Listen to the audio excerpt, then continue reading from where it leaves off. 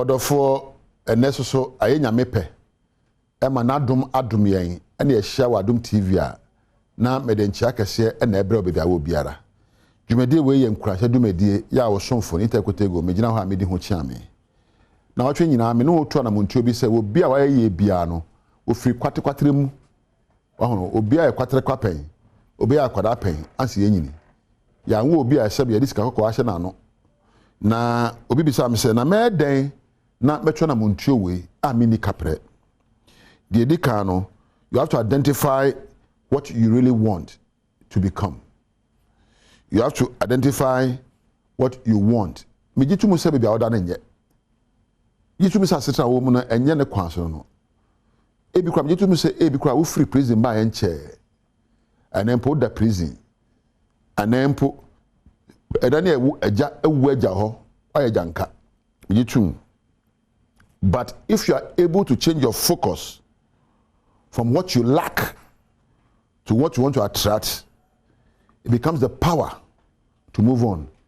Seka ubetimi aha se yi wani afrinia eni wa brabo mu no aka ne apese ba brabo mu a ebe kenya o bebre ye na ne woni ena wanda so ena me de hiani o ena me de me Ghana ni o ena me de me ni bi o da bia na woto sa anwumu ebe koso ye Ghana ni aye hiani wo ye Ghana ni nchese wo ye hiani wo ye Ghana ni nchese se bo kwasampani wo ye oba nchese ye wo hiani ana wo de be dan obi wo bo Yakopon bo se ne se so se be odo to ye no he nioma bi wo mem ha ebi nim omam bi so akasa obetime bi say de na metime de nioma we aye na mesuma yo dini.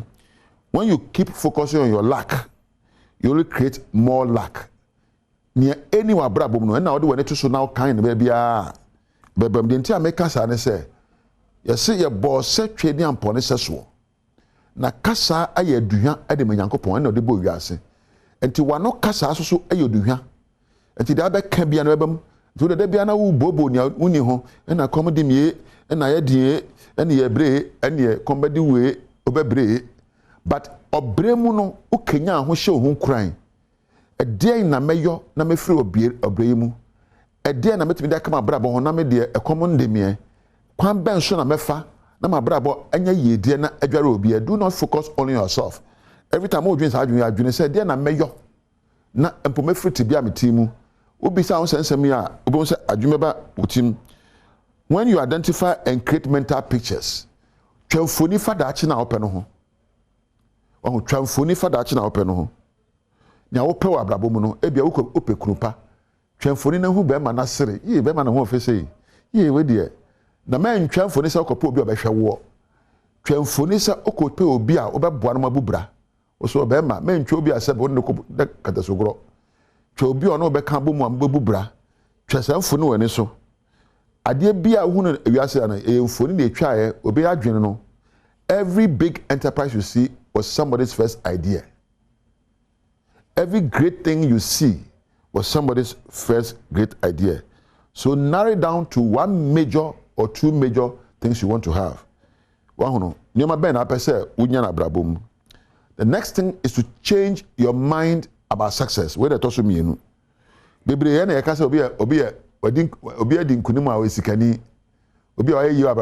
We equate success with money. We equate success with happiness. We equate success with materialism. There be sika nye obi asabi wedding kunima brabom. Ahonya de nche obi wedding kunima brabom. Demom udin kunimu a na anya sika. Ono nye sika na chese udin kunima na anya sika. Making money is not success or happiness. But success is in direct proportion to the service you give to others.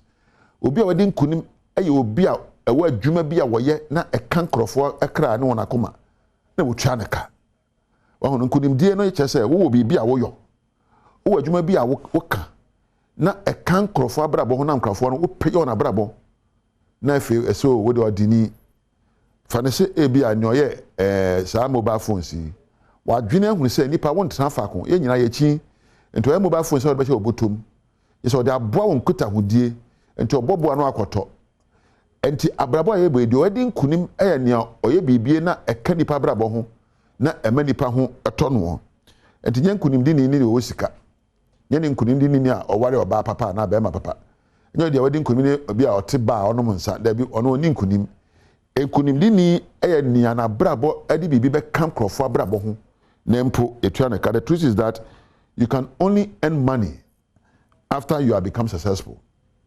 You can only become happy after you become successful. Betimi atra se pagya wa beti. Ti ya me hu mante bi ne ba na wa yakunkwan na ho nsere wonni nkunim so apagya wa beti. The great are always humble. The great always love others. The great think about what value they can add to your lives and others. When you edi nkunimu a wona agi abodno o wa hobrase. When you agi dini o abodne kase no o wo do. Ena woni a wagi dini a sebe wakunko won abrabo adum pempenso Nyankopon energy ho no. Won aye bibi ama obi anya so mfaso. Enti da bia wo hia de kona jisa okodan no. COVID ba ye so won ye face mask won agisika. COVID ba ye won ye wan friend saying gloves won agisika. Se sa brabo na wo bonda bia wo hwe ba bia sinto wo. Ba bia sinto bida. Na wo ye ne yie ene Ghana ye kra nkonwa adentia. Nkonwa ye ne kromu ano sabe ye dan ye ni asese nkonwa sama no dia kona ba beto. Ena me kan ye ntimi ncho chocolate isukoko ye dua ne kromu ha. Edien kwan ben so betimi afa nyama koko sabe ne boa emre ne aye coffee no ani koko no ne chocolate no ha obi abetimi atobie emre do ese wo abrante na ba wo hweme utimi bisa on sansam yi e bi kura mama ma hint bi e akura bi wo Ghana ba bi betimi akwa ba bi afa ne koko village wo dua koko no apɛ machine ketua bi wo be instant chocolate what I say adwuma na me ma no wo be instant chocolate abrofoma beba koko village abehwe se de dua koko na se de koko ye chocolate we se branch na baba otimi transe adwene na abetimi aye abeka nkrofo ababa ho na abafo apo abehwe se wonim nam papa chia wokura wo henhen kura amanfo bebo kwan abaje wo nam akoton se wo ku adwuma efa amanfo bebo kwan abawa kura abeto de na akodi mama ye mpagya yemu ni emi se ho se de na betimi aye akama brabo ho na akama obi na ayamfa so de amano na met since metra na madwadwo biasu bigidi se na wo kɔ no nkɔdwo biasu yi se wo de gidie bi na ɛkɔ wo de ndaso bi ne nkranhye bi na apie se mesoso me yo mama bibi wa metimi aya ka brabo ho aka me kunu aka me yere ho aka me mma ho aka busu aka Ghana ho a ebenya me so mfaso na da nkwa ma me ni ho ayde aka me aha na meja wo edin ya me so eya ni tekotego me na mpanimfo wo Adom TV nyina ase eya me camera Thomas MCR sound ena Priscilla medamo ase uno nyame entina medasefa so wa hwe video say ofe ye bi here wo ma ne say o be subscribe share like na comment na videos be brain be grow se be ya fofo so a show o be unu se pa Adom TV Adom FM ya wo de mama medase Openi ni tekotego wonso ne nyamentina yeda asese sempo na yenim se esese yenso ye ma afoforo nya yeso mfaso na senka ye pesemi nkuminya yeda asesa no pe watwe adwen akwan no nso so enti wonso one nyamentina busua na so nyame de ache August 18 2022 enne eye yawada bedwam dwumadie no a ena ni tekotego ahyase de ama wono enti mesume de bedwam kase no hyase toa so de ama wade obeti won bi ene se obatan ne ba ene hye bi ahyiafa won so atoye mu honom a womanka age wahwere womo enkwa na ekufu adon so ena ensuo afa no yi ewo mankasim enkwanta de koba ya aba ne sa no eno so enkyeremu ewo bedwam kase mu medin de ma metra diamond memoache Meshase de fi mankasim mai no ewo enfifi mantemu na de si ye ne se maami a wo hwe no a na kyese wadi ni panifie so kakra ne sa ene ne baba mu a obi nim de koba ye a hyen a ofra no Sekia Rhino no bi no na sense de AS 1284-15 etwifa won so ebre koba ne sa no maami ne ne be ya wonya huwudin ansa no kyese wo mowu ansa break ni free esoro ana oba odina ni chese nti according to oba ne kunu wase okosi omo hospital nti oba ne to body bi ni banchi nti wo afi na wo ye dey obefa ka e dia kofi nti enna issue ne ba be ye dey ebesi no oba no odwane na ka no so follow no ba bia wo ye dey okono tra gata no to tra gata na obo ne abofra no Bambofo a ewo asokore mampon aba befa amu no edekọ amukura bia ewo Confanoche Teaching Hospital. Wo mosan ehweye eyi ka ekonya akwanhia no efiri ho se ne beye na akwanhia foforo bia emabie mu. Se wo hwe bode ene banche ene dade sapo yegu he ya. Maame ofiri mu ne niema eno no. Ahaya anaka no eka no hye ya. Woto nananom ewo ensiedo. Aha eye Bobai Junction. Nana awuku denchembo amane eboni. Ka no hwa ofeli break ni free. When so aya hometesam ene se abemu ewedin frisiano donsia 16 years ne din ene akwasi ekufu ado ena esubonti a wofra no se boafo eno ewo enkwanta wo fantaman kropon no emu wo finfin mantam no afa no de koba ye ne se wone ne nanfofo ko esubonti mu so mo kwasa ensuo no bi obi nim de yeye ensuo no afa no ko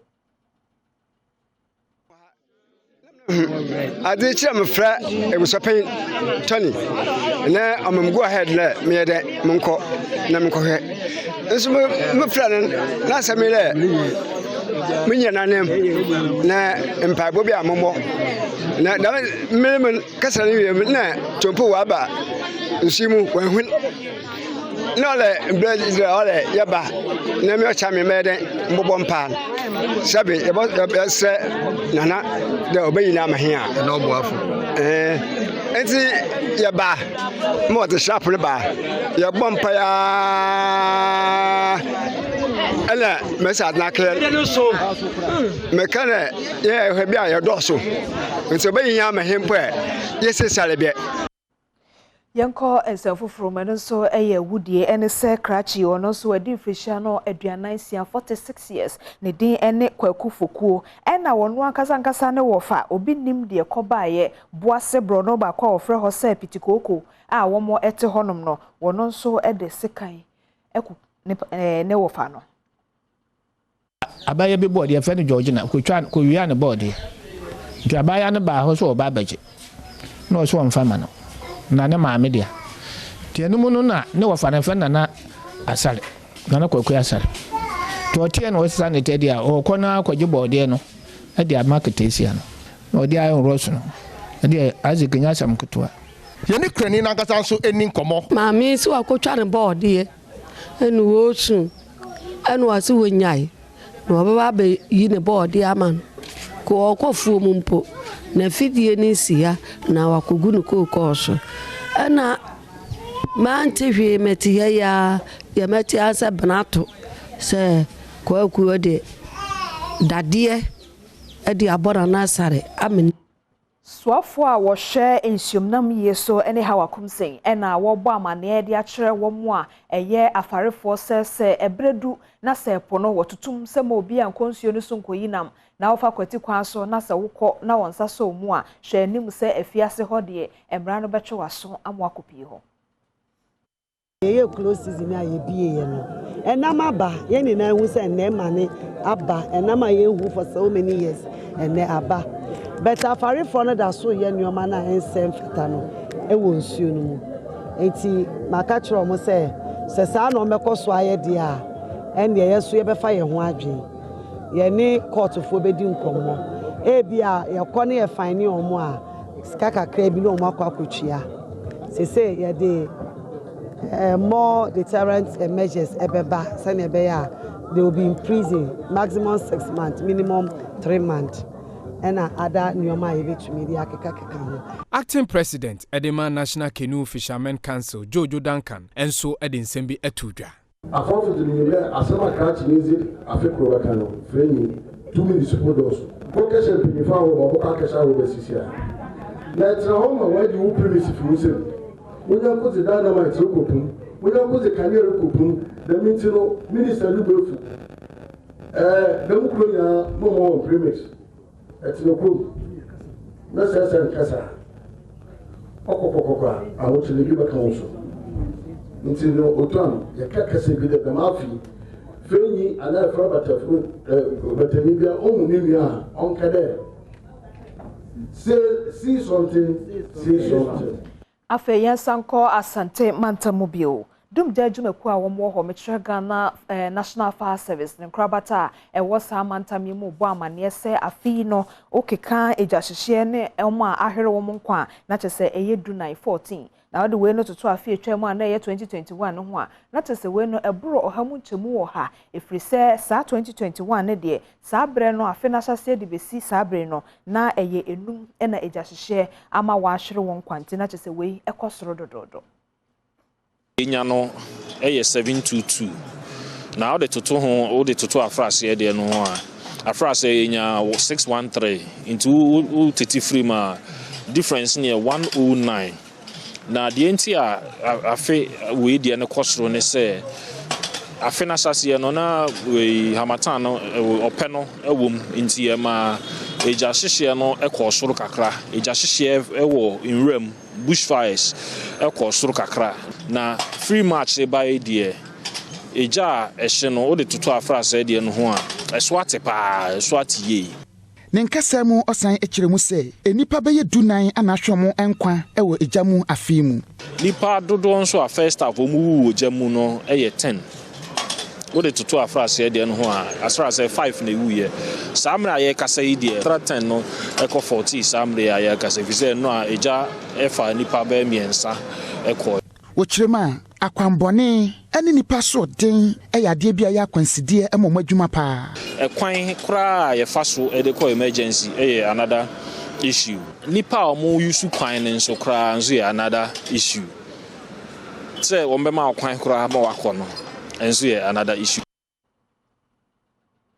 Amanyako a wɔfrɛ no People's National Convention Neutrality ase PNC for sɛ wɔn mo ɛfoa so pa sɛ abato duru so ɛwɔ mfiempimienu ne aduonu na ɛyɛ 2024 general election na wɔn mo hwɛ anim sɛ Ghana card no ɛno ɛna ɔman Ghana ɛde bɛto aba enti wɔn mo a ɛkeka sɛ Ghana card no deɛ wɔde to aba a wɔn mo mpene so na enya yie no wɔn mo PNC for deɛ wɔn ne wɔn nya adwen wɔde sansɛm yi etu dwa ɛbra saa amanyako yi wɔn kyerɛkyerɛfo Janet Nabla ɛyɛ nsɛnkyerɛfo nhyiamu wɔ Nkran. No, it is going everywhere. Inti eye nwanwa say the same Ghana card eko banka na nipa complaining na political party bia mba mbebo mo. The same this in Ghana card eko bebia political party bia mba mbeka hwe. Eba registering pe ena ehu say obi mo baya na omo kasa. Eye sa enye because politics enye only for votes to acquire votes.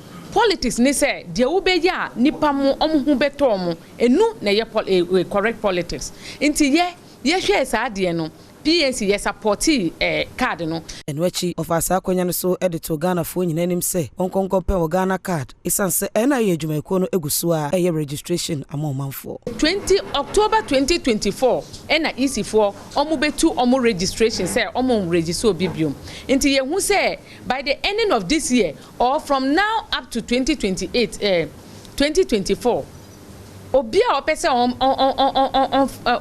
obi a ope Ghana card bia betima akọ centers no na okọ register na wanye ne Ghana card nti de PNC fo ye di kachire Ghana fo no say obi anko ye gine Ghana card wo de wo fie na wo si wo pe Ghana card no entimi mba mbeto wo botom gi se wo nko registration center na wo nko gi wo Ghana card sa PNC secretary na futuo yi so me de Badwam kase no esi afi adomonline.com ena na obonkrata no so aye krado enti osom no a ena nuanom nyina ya ka bomu a yedi Badwam dwumadie no eso ofisa abreko sise no nkron no ebebo Facebook fo nyina me mamwache otiufie ebe na Ghana card PNC for new otiufie na Ghana card na nantia so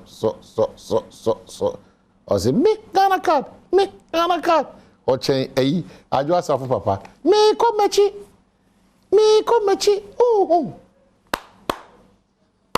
TV so Kronfo se obe wia me na papa no de okola ni mo go alert no de be ma no e bi ni de abrofo de na wo ko achi a queen David on your what is it Kronfo se obe wia me TV so na TV na so TV dum He say, "Would you be 8 years? Yeah, TV doing the TV. They be cows because oh boy, you know, it my chest is of pain. I just have papa. Lady D, your friend say, Dr. Apostle Kwadwo Safo Kantanka. Dr. Apostle Kwadwo Safo Kantanka. So who Kantanka nyuma na wa o yem from so. Ono no say ye can say in trouble kra na say mienu a otimi e ma omu nuane bi ni nro bi a acha nyomo mba wu ogu honom no. Say ye brofuo no o ya okọ omafa na e bro pa otimi dogu honom no. Enka say military car de kwa akwa oh kono workshop wo the showroom na wo wini bakwan so no obenu ho eye shen a aha eye shen a ye kan and na finance minister you see ne shen and na finance minister you baako emu baako oh okay yeah and na finance minister you in fact no de kwa adwuma okay you know and sorry hold on so ashase to be on say the babbe man so be so mu no or the style abem so at us and we be adwuma ni mama hu say ampa Ghana for this year na yes adwuma no jibre na kohwe wani so ade Ghana for this year na yes adwuma and we need to encourage as a Professor Frimpong Boateng ono so sa o ye nyoma pa yi pa just that the scale is essential. Papa na ma ye hu say ko bi kura no. Yeah. Say ye de ben de. Yeah, the Professor Frimpong Boateng say te o ka. The plastic ye na ma bi ni. Nyoma do na o ye no I do breast so ma Ghana so pia ona ekodu sa empempen so. Neni nyina mu no ye na twede amponyanko penas. Welcome to the biggest ultimate TV breakfast show Badwam on Adom TV multi TVs. Me catch us here tonight. Yes, the entire team in our case here. Yede san komo we ede bro e be free makeup about driver for about control for about sound ne set designers and afi lightning for na afi ewura Welbeck Kofi Ampedune press la Vodafone Anaman dache hene ana obi biara o ka ho biara no camera for nyina nti is a whole team ana no pay yemo hu de ekoso Ghana ne emiamia bi nso ewo wiase ade achen odia not to say so that's the much them Ponyangopo. Mamen Kao say out of the 16 regions, you know, I have a region and I shall say Akasa in terms of regional ministers' engagement, meet the press, you know, and not at 10 a.m. George Boache, Akasa, I have a regional minister. And other pay, we are privileged to say Obaba Adom FM. Na oni o makodi nkomo ni ma hodo ekoso mpuntu a hodo ekoso for near how ni bi no so no watimi de atutudwa e dia national ade a abaso na mo ana mafato mo ho so say ahafofo ye pese ye ne enkrofo hia na Ministry of Information for na decide say on be engage 16 regional ministers no Afredi kan ra. Oh mama me say. Afredi kan. Because mo ba ye nche. Yeah, Afredi kan ra. Mo pre na mo di kan o sa na mo. Afredi kan ra. Yeah, the open yeah. My idea. Eti mobati ne ho asem and I'm just church no mama kama. Yeah, how be brave but your positives is be honestly. How the Kurubia ne one how apart that. Name positives so the papa say outweigh negatives. Okay. Intino. You see in the energy and then you ma ba for no. You know, ya kasa ya kwan ya sha ase a ye di hujuma. The minister na be kasa a lot of tourist attraction areas. Mebunu no so keka omo ho. So at says your money free new month so e pe nyuma ye kama. Ebi nim so nya kwanya e new month. New month so ahon keka no opeja no movie say ye nwe ye sika kra kire say wontimi fa sika endwa ayi. Nti ye nwe ye sika kra no also opeja mu kakra de amaye. Nananom so ahon keka na kosoro twitwiri ni nananom mu gya hu say puntu hia che twitwiri. Mra che bedwafo na mo ntam na ye skills bi no omo nyina na omo keka sie ni say ahafo puntu nti se bibia timi kokama ana enya regional minister papa bi e ma remfi say your wisdom port Alhaji Collins down than a potential president dem nyam for ekopokum nyina share joint nti afo ye be fire franka no ye be ko mirika bi a other regions no eastern krama western ma northern ma upper eastern ma savannah ma obia ma afo ada eko na se opre onkwa ho na pre ma hafo na uja western profile mu obra o yiri fi ho nom na o ma fi ho a ene o pesa bi kuminya ezimafo ba omo ji o ba na do so aso be yese pa edi e che obia e so odo atojo de obaka te be my ho kwan so ba ye na no pense de wa no pre wa so be ka ampa afun common PNC enya hafun PNC say Ghana card na ntema ofie say na ntema fie o say ampa o even though you dey you know NAD okọ sentence na echo di nyina na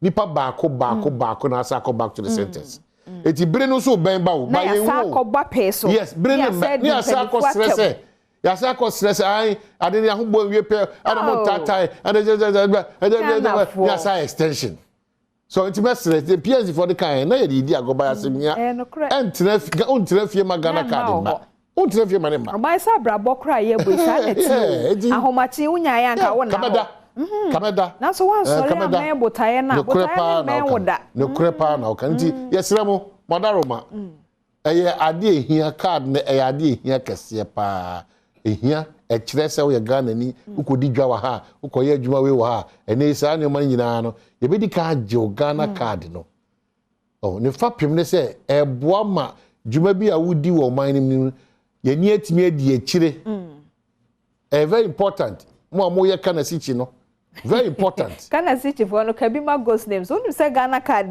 na anu ye enra say newsroom say yi nipa ba ye de o ho na me ka se bibia no se ade no bibia no say we are used to a certain lifestyle in this country. They be adano ye pe mfaso dodo ne ape cutting of corners no ne ye pe dwirim nkomo adi de bi adano ene keta sharing point de bi ano ye cutting corners eno na me ka say one of the things are the vice president diaba na ni eba na ni padodo na entiase technology if say we are simple to nyina akonya technology so idi be bia obutu bia no eno timi ni obi kasa wo Azerbaijan technology and obi timi manu sika technology free crotintin chiri utimi ni obi kasa technology and now ko jina gate bi ho a wo ye onsase na gate na abie technology okre enti technology ni de mirikatuo aba impuntuom ko hare so enti wo ye oman a aje oman a opese keta ahye ne proye edokro na opese umpuntuo no so no enante te se enwa ana achechede sa oman no bi na ya Ghana no because ye bibia ye bia no se ye pese ye koye nim be 10 times a kwabna santia benefit from baby a oti it is say ya no pese o ye ntino ye den sachira kra ba da bi o so mane mba so ye continue to benefit from enyoma ye sinto a emwa mo man puntuo nkonkanti de bia sachira ba ni sina twetwe o ye Dr. Baumia na me kanrada sa ye house number GPS whether a year adwuma enye adwuma ana enye adwuma yi o there's a certain improvement now and no boss agiri chema they say okwa amanonia obo chema hwi tem ujina adwuma mo ana se ujina bia okono na ona okono aboa bebre okọ porta nipa ni nipa ntema ye tua sika mo no ehun sem na bibi o oji sika eye bi dananim oni sika party bi ye be ne ba ho ade ono ankasa ka bi agu no so no oji sika no na o de koso of sa problem Ghana sika obe wi ase asoma se disika anya no fun so it ye is how na free as oman oni sika nimpu oni sika nimpu said ye be ya oman sika dodo na elfa nche no ebetimi akọ oman futuom complete ama oman timenya mpuntu hospitals akwan enipa ebi adwuma mo all these things kakra na eboa and it's technology and sana ban so di ni hihye papa begu akwam technology is key iti oman kon anima ye ntimi nkasa de oman ko anim ntino ye de ye nko ye de ye betena faako na akoso de sekan ni aso adofu na ya je betima supply the whole Ghana it's not possible it's not possible comfort zone Ghana card hon komo na mabie su kakra de acho Ghana card is very very important Ghana card so my papa yasemi Ghana card is more important than 1,000 overhead over Ghana card in such a case but I say amanyo se no mo twetwe amanyo se no mo twetwe edi na the Ghana card with my no but Ghana card dey with my ebi ni amanyo se ma emwa ye wo man mu nti na bibibia no ye didi agrosa no so I say obi ka ene post ni se ochi obi kura na nipa ne kwa usro because now that ka okudi heya me say obi anam ka post say just pick the number plate and then just usro kra just twani pa no say dey crash okwa no e dey na be kwa hwe ampa so because ye hihye ni wie pe no untimi nya sa dey wa ma no obo obi dwane carbon amfa wa number plate be yiwa ma You better choose here. Okay. It is sad no man na edi gu akom no ekro ni o man chichire no. Zanka hu hia e ka bebreba aban abo a wo hwe nkra ha bebreba. Tra e se omo de sa like the cameras almost the whole Accra. Across the traffic. Yeah, we are going to say digitization. Ebe so. It's yes, sir. Your bride did ya grown a bread you can man puntu say the bride ya man yourself. Say the chrokonkon kan. Ebribia na de ede ye. De ede su, de ede sere, de ede kan kore. Yan ka say de di kontompo. Entwa kontompo. The ade ne ye mo minor. Let's forget about our political coloration. Eye ma o minor. Sa abrabomo sitana aye atosia ana kwa hwe a enukre say ye balance ye balance. Okay. Eno de obi ani ho kodi uchim. And it's not peculiar to this country. It is an ebe ya yen sanfa pink sheet no enko court bi o. Na central for ye dwuma ne sanye double ti. Omo aye Ghana card ne mo ho nye ha na 2024 obi enya bi ene utim ba ko a untim mienu ana meboa. You yate because I so ye bro my he e basa na pink sheet wo mo koba na da rubo for ne ye ko ne ye ba ne ye kana real election ne hwan abedi say ye dwuma nti omo ye ko ayi election na a tie na saba na tie na saba ye be ko aduasa cross ye central for the fact that ye central for adwuma no ese say ye ko ye nim free adwuma ba ko adwuma ba ade bi ho agi ada ade kwa ye adwuma nti ampadu ye adwuma e ba ye be ye na so e be gi ada ade aboso de ye so so agi ada ade foforo na emre no na me ye nsa emre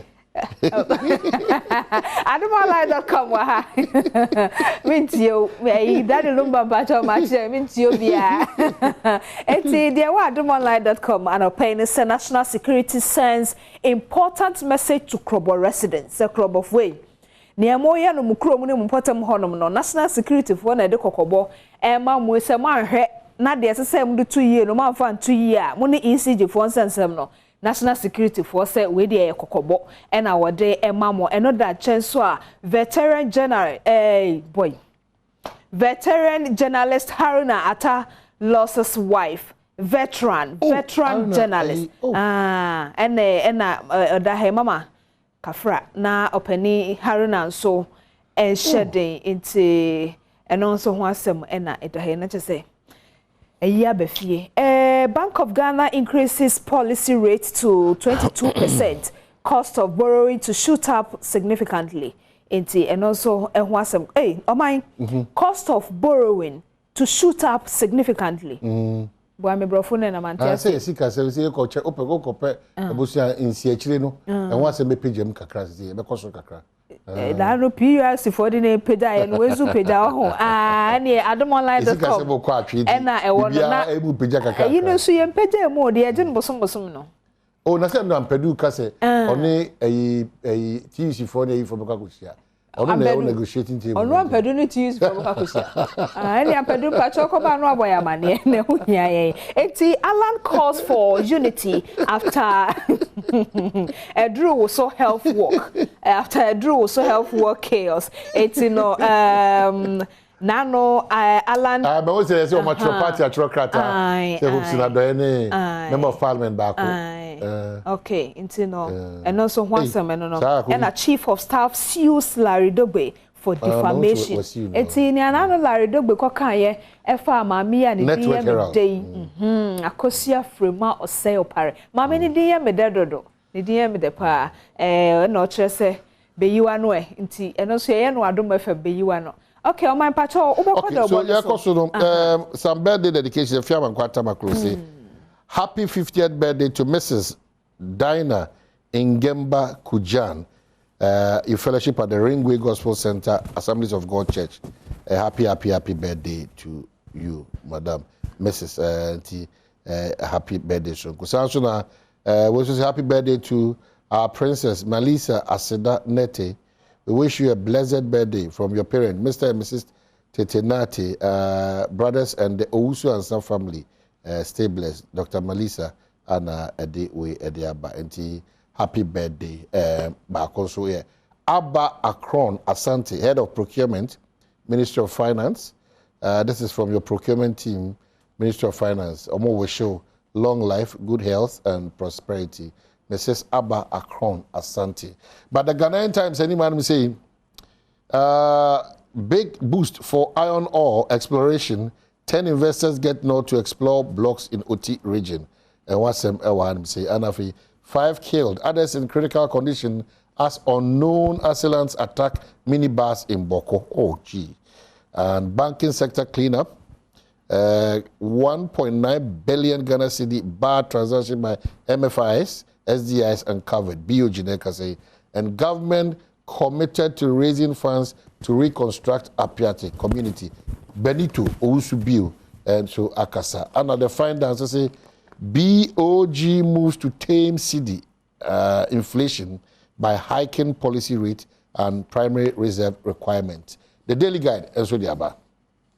STEM universities for 5 new regions, and the big one here, Minister hot over $2.5 million US World Bank cash, and MPP summons presidential hopefuls. And your attention, one of them said, Lady D, Harry Narte's wife dead. The late Nanaya Ajima. I bet when a campaign Ninya. Oh, wow. The new crusading guide.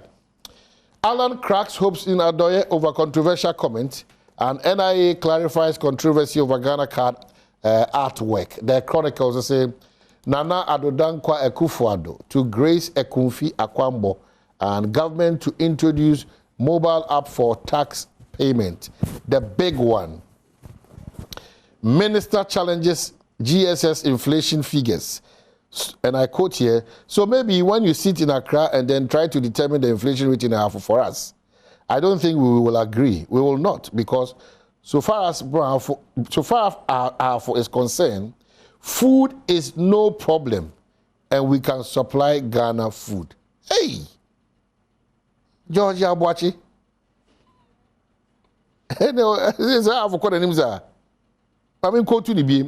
So maybe when you sit in Accra and then try to determine inflation rate in Ahafo for us, I don't think we will agree. We will not, because so far as Ahafo is concerned, food is no problem, and we can supply Ghana food. Papa in the bush, you move. The wrap up me wrap up there na koso na share Adom TV Badwam dwumade efi se ya hyase efi sabre ye de na no nkron ne bewie Badwam dwumade no enti ye de si ha na agokansie mu nsem no aba wakwam eno achi edidi so saa se train no kosi se no nkron ebebo Yada say so wa share your video me kai wo say abrebi a wo hwe saa video yi wo YouTube no wo mu adoma na eda so no aye miaso wo miaso wi a chese abrebi a obenya kwanya na video bi a ye de beto ha no watumi ahwe ne wa tro say wo so no so aye mia se ne be ya wo nua bi so benya bi ahwe abrebi a wo ye ne saa video bi a ye de beto ha no wo benya bi ahwe me da say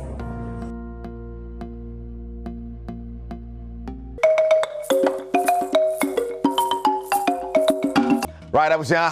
Yes, I'm Wakwaba. Yen twaso agudi ensem na no pay ensem no ya na toso de se fata sauti na ya boabo no e de abro kete wosi enye dodowura bia na oneexpert.com de isia konkonsa na everywhere is dead na jese ba bia wu bet ne de fa ho gym nipa nsa hwe you know to the ultimate na match bi unu se match de be kosi se ne ye ko ne se de be fa oneexpert.com na o kan keke a uni hwimfim de na onya fi bo ni mu so mo bobo na o tie che ye go za keke no oni asi da bi o mo ejo maketwa na so ojo aketwa gu botom oneexpert.com akache na bet medi says kano anya sam keto akra sanso na chiefas mixture enso ken ho ba be gina nice so be ma be gina nice so chiefas mixture pay ne be kwa sedimo gel and roll on mama on boni sisi ho so yes sedimo gel and roll on mo ekrema no pay na ye sia konkon je ho bamba ene yo kejo na kasani Eric Asiedu bwedi Sergio Manocho bana padibo twa me producers na wonim sesane ye warm up na ye Badwam ahead of the World Cup in Qatar. A few days na yeko. Yes,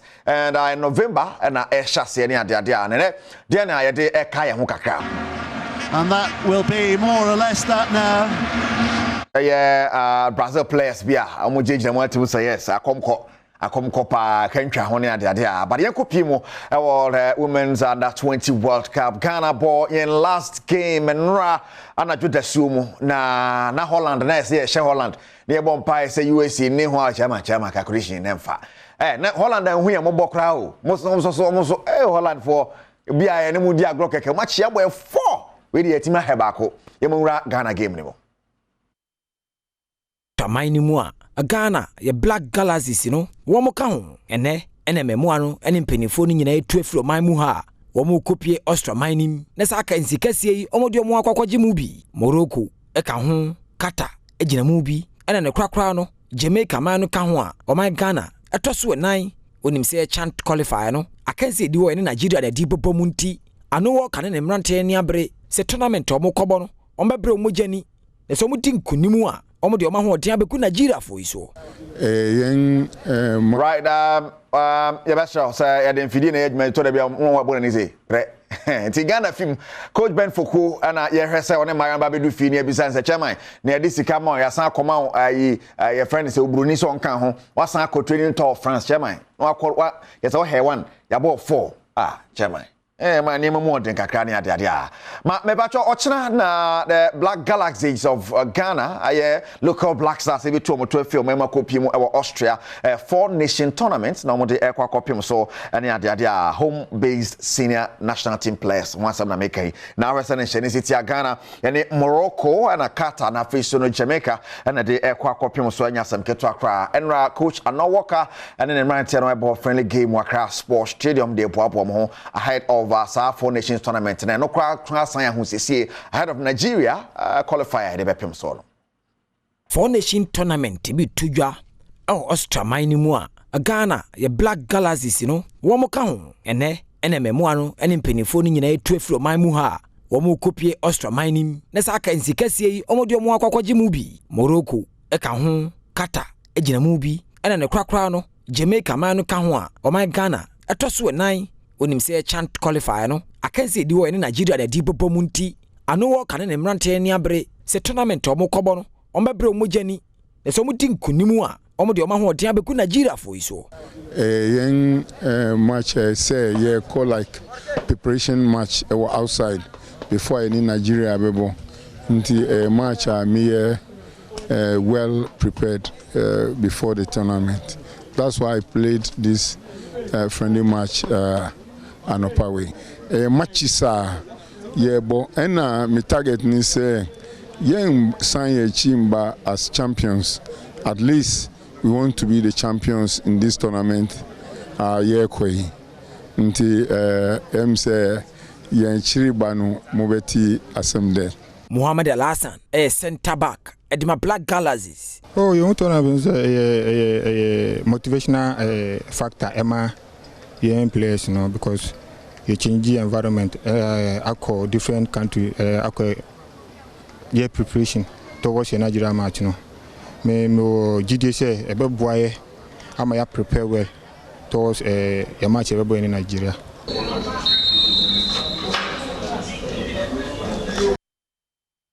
Black Galaxies na ye hwɛ nim so make me akwate o man anim hwɛ ne so ma me say oneexpert.com adama okay ho ne dey nsɛm na dey brewo maka ho asɛm ahyɛ say we bet and bet keke hu oneexpert.com any phone so oneexpert.com.gh e wo browser ne so na oko play store so abetime download app no na watime a speed dey wo ne ade yen copy mo Commonwealth Games and Ghana ye koba ye no ye to so 28th or medal table ne so. Yes, 2 silver and a bronze no miensa and ye eba fie. Na ye koko pie mu ya ba be pie mu sa no ne say 2022 Commonwealth Games no na ka de pese ye na bia good be 10 bi ni ade abata ma be fa we sa half a loaf is better than kora. Na honorable sports minister share team ekopie mu Commonwealth Games na say na wa show mo nkran a kire mo say enye buy say wo kono disappoint buy na enye but say wo ba no the medals kakra ba obebo ma ba so awe second bia so African Games e ba so no on better man anim. Some of you went extra mile by getting silver and bronze.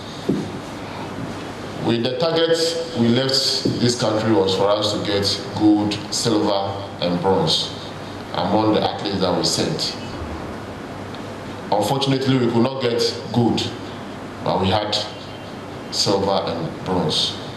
And I know the next Commonwealth Games or the next Olympic Games or the next any international tournament that will go, we improve on our performance.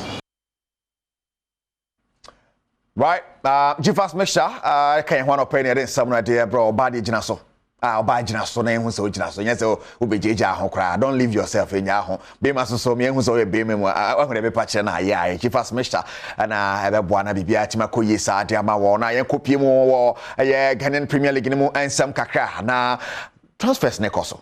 And check, just said 1 week at Tosonia, dear. So, what's the focus saying? Korokoso signing, dear, but Kunadu Yadom. The contract now, yes, something which is the Bishop Kokotoko, Bishop, or no so marry. Well, has for no we near the but for the first time, Kunadu Kasa.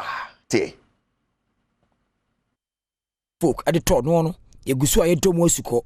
I say in Saka, a brandy Kunadu Yadom, and nay, Wajia Tumuso be see a kind of amophobia for no, a chita for the Niaji, Wakan Black Galazis, Mrantia, or Mokopi, Austrano, a home say house in every day. Now some pan home toma, and farmer chita for no. Ne kamia isa brantie na ni agye ho pa phobia poboku ode ne ho abagimunu wawe ataso se next season de se ne daya na oye edema wafa poboku no wo bre ne mojani e wesi akan ne odene na ato folk asanfa ne ntoma pafra. This is your from pipe bonte china enkunimde ne sere ne de be show mafuno this season. How do you feel being a phobian? Great enye you so bebo house of folk enti mani agye pass my house. Right, Kunadu Yadom. We generate the House of Folk. Johnny Muhammad Alasan, Mobo Black Galaxies, a Chido, Mona Bebo, House of Folk, a Chido, Terrace, and a Bessia Conia, the other, so I'm also a she was as a Chido bed, pa, Nadia. But you go Pimo, I answer from one, Great Olympics are catching a call, some coach and I walk on a coach.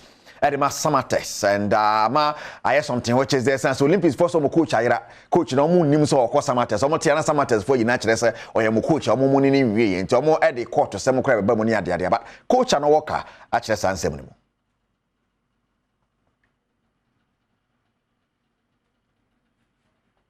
To me, minim say me sign 1 season.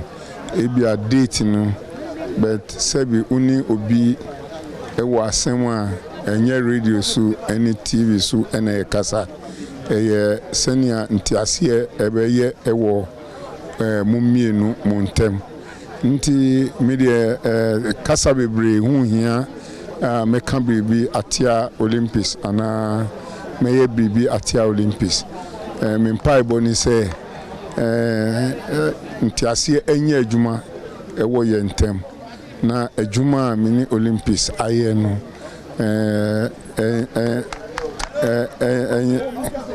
enye boko ana ntiase ewo ye ntem say we see me contract and sign well to me right say an walker na kasaboko ni olifo munti papa kwatenti na esemwa ni ade we say ayekwedum ni enko esemwa ekoso na sedimo gel and roll on bibia ye pen bia sedimo gel and roll on na be yakọ apon adwuma sa na ho yam be oya okwafu mu wakwafu mu abanwuma odware wia no dia fa ho no ada de be chenda boko na okọ ni ade sedimo gel and roll on drugstore bia mo benya bia to mo kan one pay na nsam na de Eprewo Ghanaian Premier League signing ho nsam no former editor de ma ayekotoko express Jerome na chemo se senior foreigners na eba Ghana league ni mu no ekoyie pa nya bad sa next season mu bede se ba ya league no no eyadepa in the sense that omoba no mu yade a ema Ghana league ni kwachiri se ebia ofi Burkina ofi Cameroon ofi Gabon no ba no yade wa ha Gabon fo bedi ya league na chi Cameroon fo bedi ya league na chi wo hwe de embela be ya ama a lot of Cameroonians, especially those in the media, are now following our league. It's a good thing. Me in Piebonne said those who are coming will come and improve the quality we have. Then say just because people are coming to Nomova, but then they are coming to play, they are coming to contribute to the development of the game. Foreigners by a league right, Jerome trading somebody to know, but Division 1 League, Bobo Kwefreno, Nations FC. My first name from Bekwai Youth Football Academy is my rebranding kra my rebranding kra nya sam keto logo ni niema my sheshe no enye easy hwade Bekwa Youth Football Academy ene bode brea ne di asesanti Nations FC ene din fofra mpenifo da boboko ya no eno a wo pa ho ntoma no next season no Division 1 nim Zone 2 Nations FC ejina mu bi asiakan nipa pepia nkoma ene kotwahye abiaye ho no mo a omde apaso twa ahomam pa boboko ho ntoma a GF Tibre Keseket okraku enso ko bi. Nations Football Club is not a brand new football club. Previously it was BYF, so at least they have the experience of playing in the domestic league. And I pray that that experience that you've already gained will help you on your journey. And a president at the Mapoboko Nations FC, Divine Che Bodu, Osinani Ajepa, Nebutai si omoni so kese ba akone se Nessis ombe promo journey. No qualify for Division 1 Upper Ghana League nim. Immediate target ne say be qualify Premier League nim. I think say make way Kobeka said the pressure be brave better so but I don't see it as pressure. I see it as a new challenge that we accept.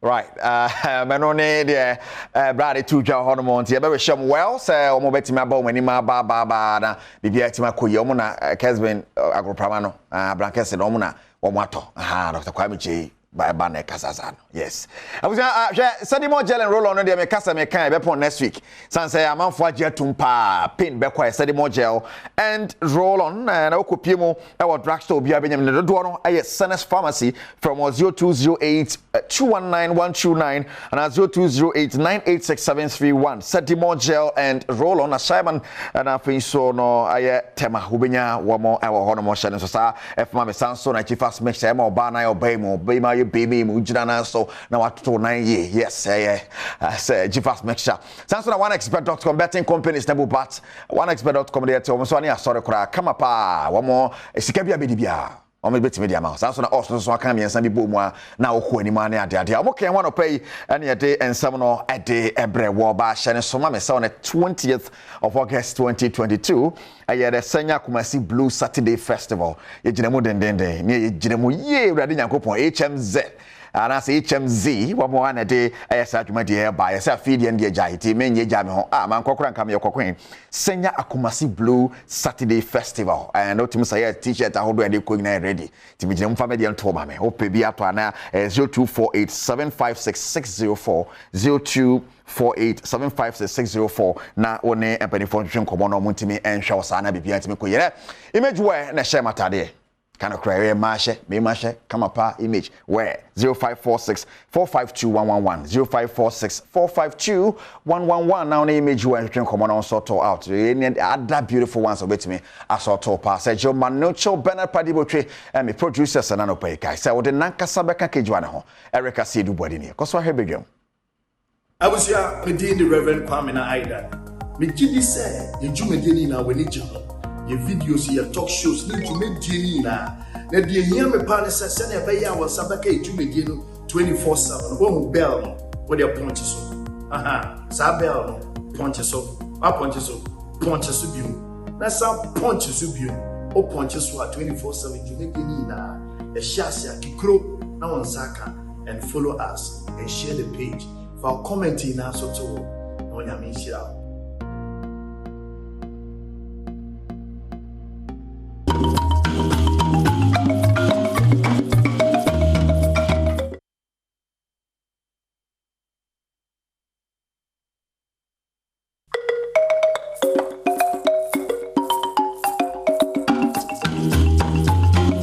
Wo kwa adwuma so ne ka nim no wafa kwan bi so a wo hwa Adom TV mani sasafo ni nyina me mamache afa ye fisem nkomo twetwe e na edru so e wo bedwam na e na kwakoye awada edie na acho se Priscilla Anaman wa ho siesie hima oba betwe wadwen e de asi wafade no ho ene won satade e na won tutuntuma na emu oba beboa se wa satade awie no etere bi na wo san obi ho a enka na wodi gya no aya na nipa nanim expression no aya na wankasa eye ofe ana eye ode enti na kwan ene ho akade no ono ebeche ho adesua enti koso ana hwe ne momo no ma memmo wa mane se ma se wa chicken spices no da so awodwom na anokra nkomo ayedi ha na twa adwe sisi se betumi am wanya adwuma ye wode ye aduane ye na ma aduane ayede na wanya nuane nuro wo mu no afen so twa adwe sisi se wo kwa akotu bi atonwa so hu nka ahetenten nyina 3 cedi na won so kra wo ton ba ko 3 cedi wo ye Ghana ni atiri mu odinti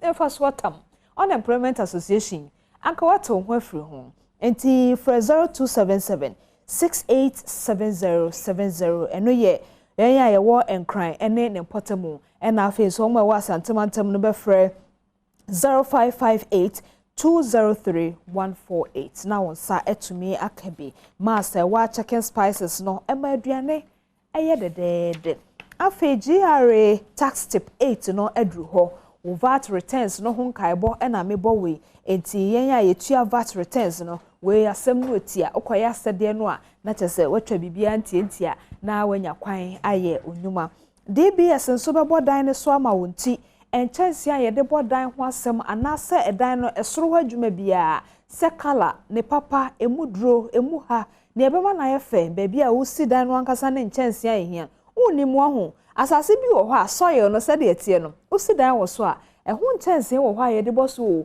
wanko bisa DBS for na wa ofan fitiro koton enchansi boso a obeboso amobi ehu se dan no waboso nanso ebi a baabi a wo si dan no na ehia masa enchansi no but DBS for amane na omo ensort out for one fasa numbers so 0543 286 637 and also 0577 619 102 one more ebejo so na bibia toto ye ede amount ensio peti na TV hwaye bibia ho wonyante HD plus decoder no nka anka ensio beto ewia bebo dududu eframa na bebo ma ehumatu se baabi a o se bia wo he TV no sa Adom TV a bibia bekoso ha clear because HD plus decoder na ade abata wo TV no ho kone kope bito na o TV hwe no nya feely experience wo fresa number we na wakope bi eto aton anase wanya bi ewo wo fiefiem 0242 439 872 wonsa ebeka bi Grace Gift Herbal Clinic jene hudie se ayaresa Adom nyankopo ankasa asedade Adom no nti wono wo bana se yade hawo no wankasa kura bi kura wachinjia obi so hokura wonko baabi ada bato no ankasa gidie pa woni bi se yade ha no obi betumi asane yare enti Dr. Grace say so wote sa ono betonchia wonte sa nso na wo gidie se ayaresa nyame de Adom na for any Grace Gift Herbal Clinic enkrabata ne yemienu asantemantam ene enkramantam wo kwa asantemantam de na ye ohwim junction barekese kwan ne so a ena enkran so eye new Achimota Petroleum one Family Life International School no edi enumhwe 0244 126 123 and 0246 518 003 eno any one numbers a wo frɛ wo ma ayaresa a wonam enhaban anasa bibiduro ene abefo ebeye wo chefa eno no de nani abreso pese okọ senior high school ni bie no nanso wape school a wonya no St Andrew Senior High School wo homa o se wono de abre bia wa bie na poato ho wo je school fo office no se de wasisi na dan no kure ho nyamada etide bia wo ba bia obeje wo frɛ ne kope entoaso a ye senior high school school no entoaso anase empempenso ewo ho eye ankrankra school enti hyene nso saa na ukwa wanka se mampani adodanko akufo ado say senior high ni free there be ehode ye tua efise a private senior high school St Anthony say frɛ no fa 0244 696911 and afi 0257 312448 St Andrew Senior High School eye grade A eye ankrankra school ti won ebo won homra ne say they are always in the lead one more eye akandifo abribia Nompiwak 3P garlic mixture ne bi neja complain tie biem Nompiwak 3P garlic mixture no neja complain Jenambe 0248 928 824 and 0201 00021 neja complain me da se so ye ne sa na fe Franco so say wo de mobile phone no bodin ho akade no so sa say o so pese o sesa no so pese o ye ndien yo eno so bodin o wi a mo so amani je niam ya brand no ho no wo de TV no aba wa brand no air condition o so do a bo Franco amane say Franco ekura ye nya ne de enti say bibia fa abefo wo mobile phone to wo dem Franco agbawura ho enti me bo amane a na ne na wo so wo frɛ no na wo de sa niam na wo hia no ho asem adan Franco obeje wo so afa sa numbers yi so 0246 422 338 and I say 0555 939 311 Franco number no freno na onye so multi TV no de me de hia me kese kra na say no school no se gold o se green o se hwan no won se enti se biem nzakraya bade na so kane no na ka school fo nyina makwan a awofo bia ne Ghana ni bia nim se sabere ya wo mu ye school fo amakwan ohun ena kane bi no se school fo bia school a na ne namo a obetimi fra wan ko school fi so obi anim se sabere na school fo bia school abefo ene nsakraya wiase anyenti Ghana de na sesa ohwe na oba no se no wotifie ho no mo a school time nya so so obekwa multi TV oje wani wo so a wo hwa Adom TV dwumadi ahodo no na joy learning so ebie wo ba na dream a won kofa teacher bi entua ne ka so hu maka ne ya akiro pebi tuton ne pebi wo fie 0302 226 163 multi TV just thrills ebusia mawie ne sa no Priscilla Anaman wa ho siesie hema wo boawo na o siesie ho wi a afi enka no ebedi wankasa ho achi no ama wakukuduro ene ahomka na asa obi ho a wotwa na ni behwewa a wanye sei na emom waye sei perfume honkomo hwebi ne sia bibifru enipa bebre ena se wonum siesie won ho a ya na wopese won ho ye hwam ne sent no wonum ewo ahwehwemade ahodo a wotutugu won ho ewo nwumadi ahodo a ya na wonum ekwase ene ye nkomotwetwe mu no ye ba behwe ahwehwemade ene ebra esese yetutugu ye ho na de nti ene yi ye ba betwetwe ahwehwemade ho nkomo no epese ye nyanti ase bi ewo mu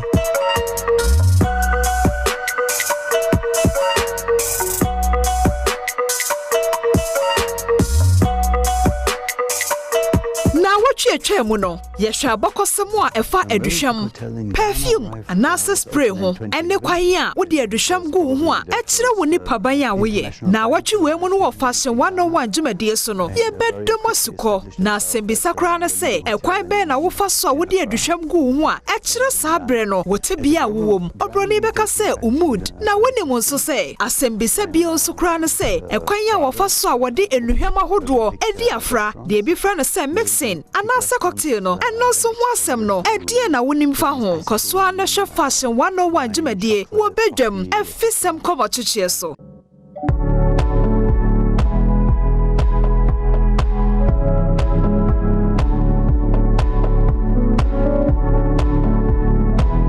Great podium 10th anniversary or the abehidi and you kid perfumes use and so you been a that Tom Ford Nick Pacoraban and Creed no. Oh, okay. 10th anniversary no. The Enya Creed a year Aventus perfume back home. A jiding pa one of their best sellers, your friend Aventus. And then I 10 years. And then now almost 10th anniversary no. Okay. Now it's a said you who will Pacoraban no.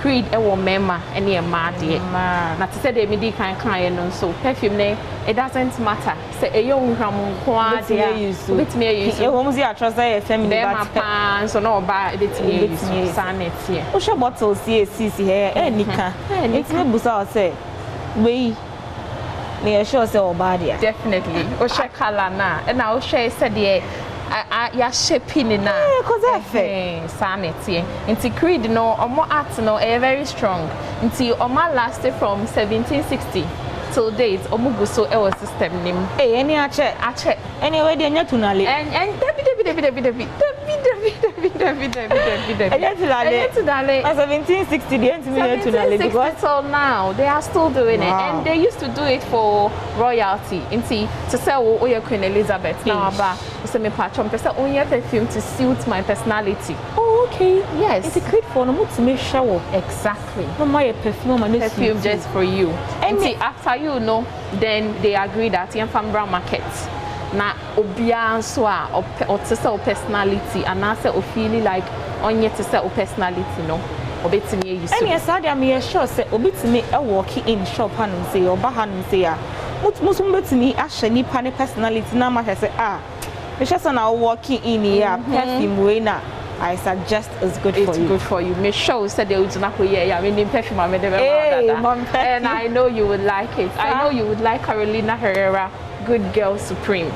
It's a perfume that makes statements. And I'm sure you know what you want.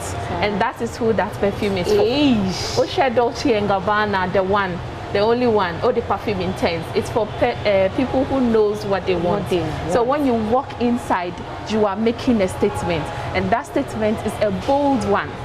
So wow. Nobody can take you for granted just because of the perfume you are wearing. What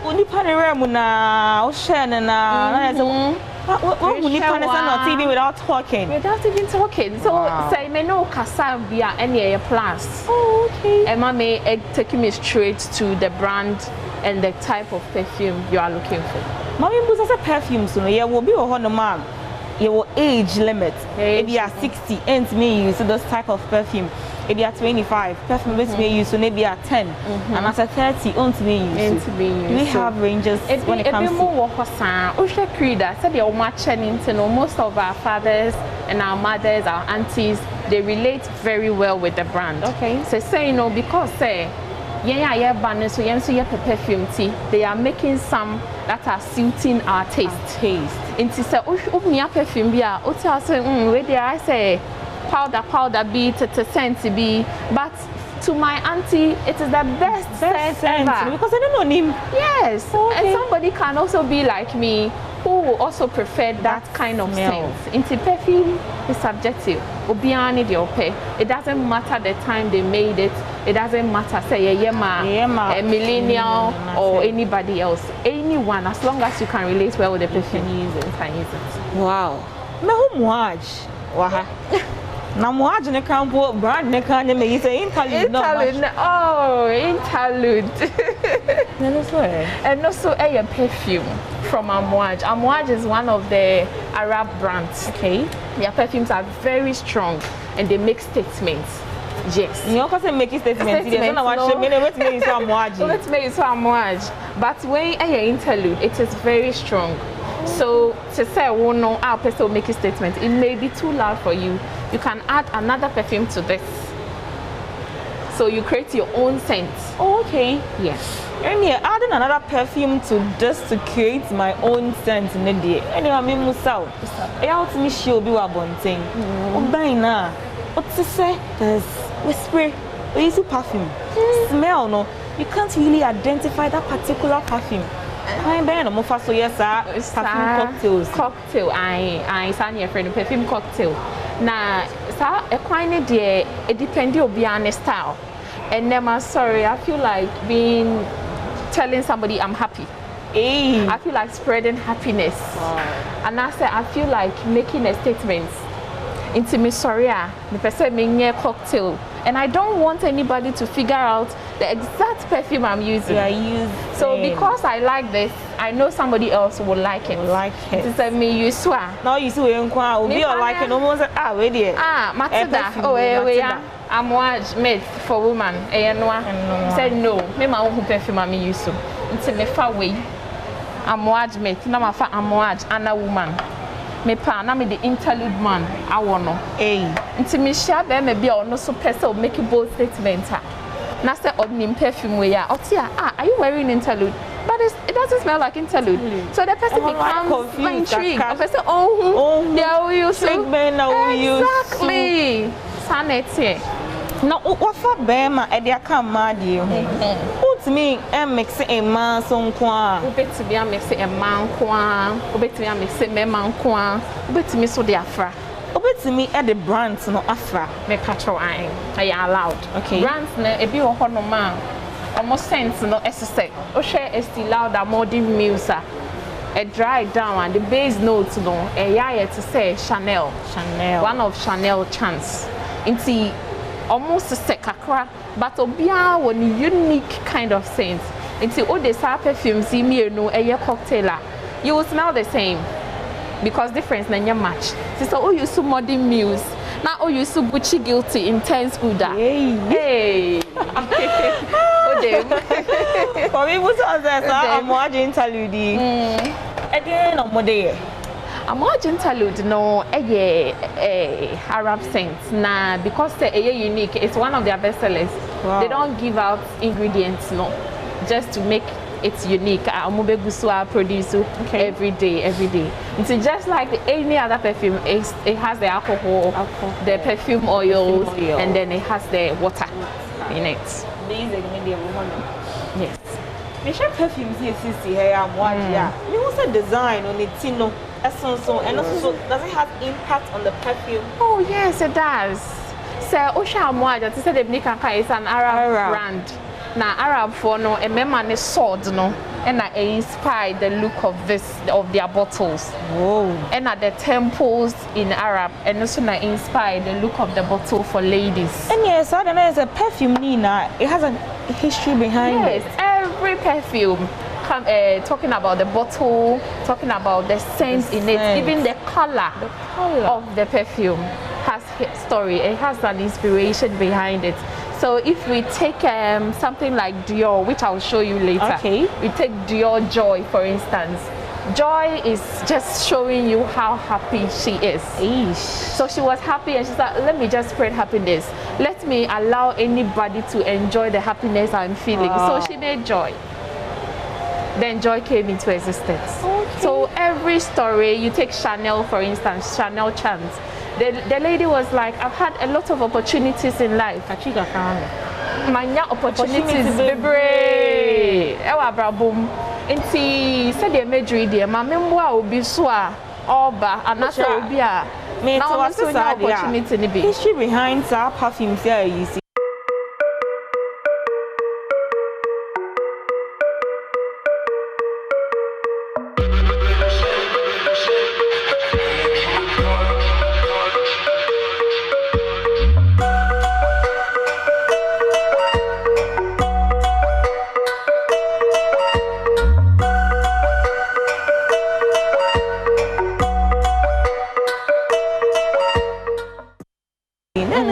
Any perfumes no before and son and panic crab say a creating no inspiration way back into a bear one say almost me so 50 years and someone producing this perfume. Wow. Into perfume never outside and yet or that's sorry yeah and oh yeah into say obi related to perfume you obi how to me use perfume for so many years or that's honestly no she or he can relate very well to the perfume inti a dream maybe a kind of say ni papa bia or free and I said they mommy bia or free or they inspired be creative inti or she perfume now or feel say ni pani gusto be no and you believe go for best perfume me patcho eye perfume akoya ade bia say no o dress it said David Kaka o dress na se perfume ka ho a dress here na me spray when I say you are not complete you feel like maybe for you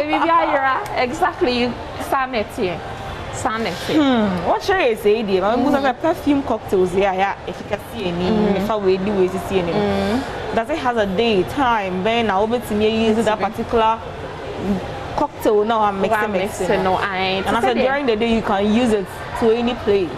Oh, you can use it. So, but advice they say, I was a choose to baby. I'll call baby.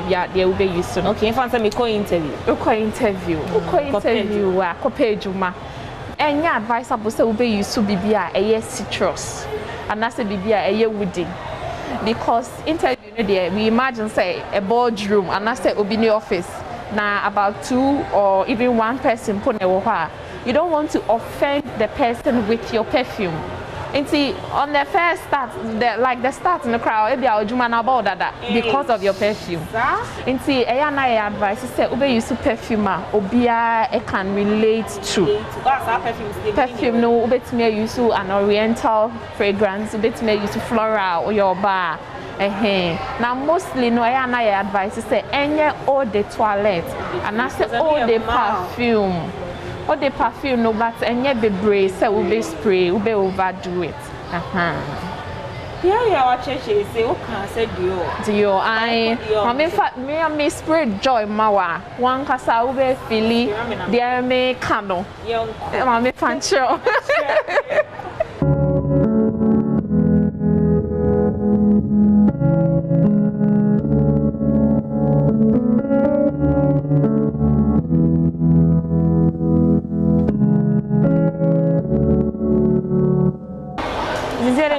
Because of shame, because of the Christian Dior, my papa, Madame, they were way moon I were higher. I just said their bottles, no.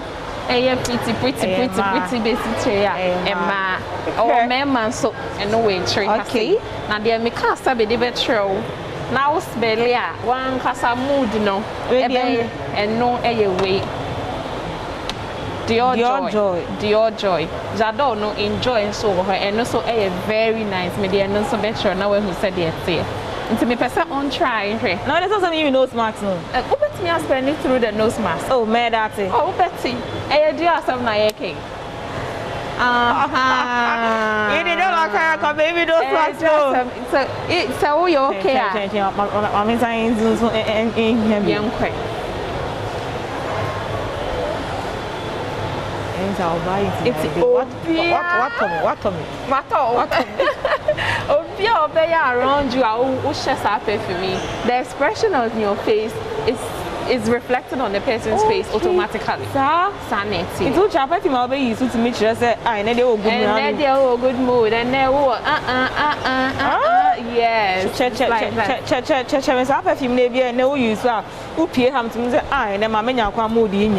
And my main mood here. Oh, mood dear, but any kind of offend you be. It's a fat Dior addict to ya, and we are den kakra. Your fat Jador Absolute, and also another thing, and at the newest Jador, if it is a and also a home. It is a who used to win in our bar. What can me and Sabo? There be a bit me used to back up. A bit so used to me and saying now, but a Dior ingredients no common. Oh, so far away now, far away, yeah. They smell almost alike. Because Usha was on our head fragrance. Difference kakra. Because it will be on your painting. Okay. Sanity. It is a mash away.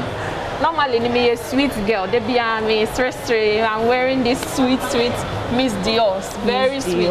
Very sweet. Nasa and there ought to say to be on me. Who nasa emuye duka crown. I will say, and there something is going on.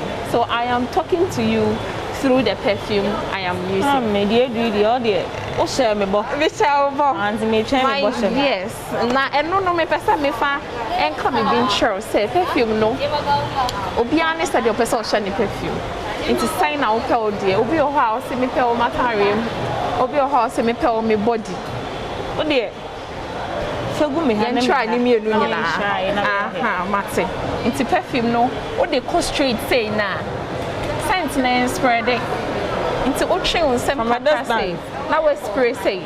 So that's what me home. I go home pana home. Some de ben say ya, and I ube who say at all. Yes, ube to me so spray now don't sana catch it. Eish. Aha, sanity. Tournament. No. Aha, it's my main try we so ahamo. Yes. Perfume fan. Oh, when you want that. Coffee now we spray was switching. Oh, my mind is still warm. Me some aromatics no be exactly. It's imagine say Michelle na me hagoa. They all switching. Eba me some me. They are being boost out. Sharing.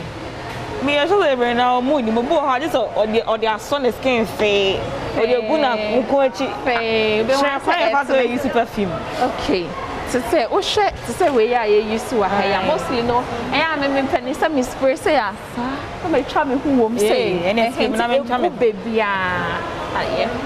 It will spray na me try me. It will me spray no. Na me try. Thank you. And he spray in baby. I akata we ni mama. It's only about 5 pounds. Not at show. Obi on Honswan, ne the anything say, oh, the spray and catch no. O spray say no, then a hard. O spray say no, then a hard. Oh, yeah, no, I can't see any. Yeah, no, I can't see. Aside way, no, so. Yeah, to say joy, the body lotion. Yeah, hair mist. Thank you. Yeah, the body mist. Hey, imagine. Nowadays, body. Nowadays, good. Now different level. I told so. Emma Bibia see pepe. And then uncle for any wrongly said banner set oh spray. What you and then we are enya or so much. There wrong. Uncle for master this time for time and it's a spray close no. And I'll be or say on strong scents. But he's used to all the perfume. Inti or you so but baby I know do go. Mostly no perfume no a check our body no. Inti so the good body na area take with perfume ni we are. That after parent over no. I evaporate it through attire no. Inti the advisable way no say. But they said they made kind obiane said the open no. The enya kra meet me akansi so pim and they say ode ben honam no tokro no no and say na egu baby baako esa na spread it okay ti bi me pesa be fa be bin trel e wa ka say e me ma perfume and this we say me you wa ka say na me fan trel perfume we there almost obiane oh we there ampedu used to be a bestseller ampedu used to be a bestseller it said they who wa had I had a vivid example oh okay all the toilet all the perfume and they look alike small similarities it is a ocean bottle we ya bottle new true and now we are honey ho and now we need there ase na eye fita kra enti perfume no the color no it's me say we emu be and I say we light so o share jados ye wa haye ya kra to me pink na wa haye just say ni there e wo fem na o share we there e just say ni there we kra sana koye any bibi for biom wa happen so na me person me fa yen brand bia you promote and chill. Okay. It's one of the top niche. It's called Clive Christian. Clive Christian. Me as Anthony. I mean now what's right like Clive Christian. Clive Christian. Oh, anyway, I better they have a problem in there. Mom, you also Clive. And a Christian. So maybe also said it to me once now come. So don't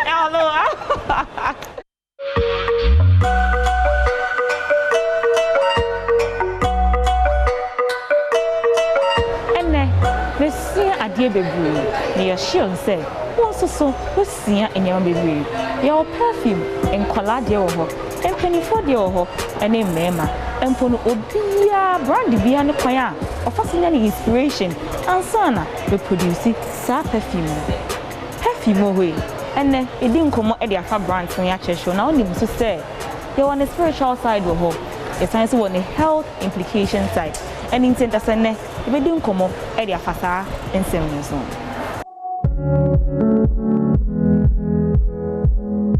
your perfumes yes specifically for Emperor and now your perfumes are like these ones from Penny for okay it is a oba introduce oba to perfume especially Creed your Creed for kids yes obenya and oba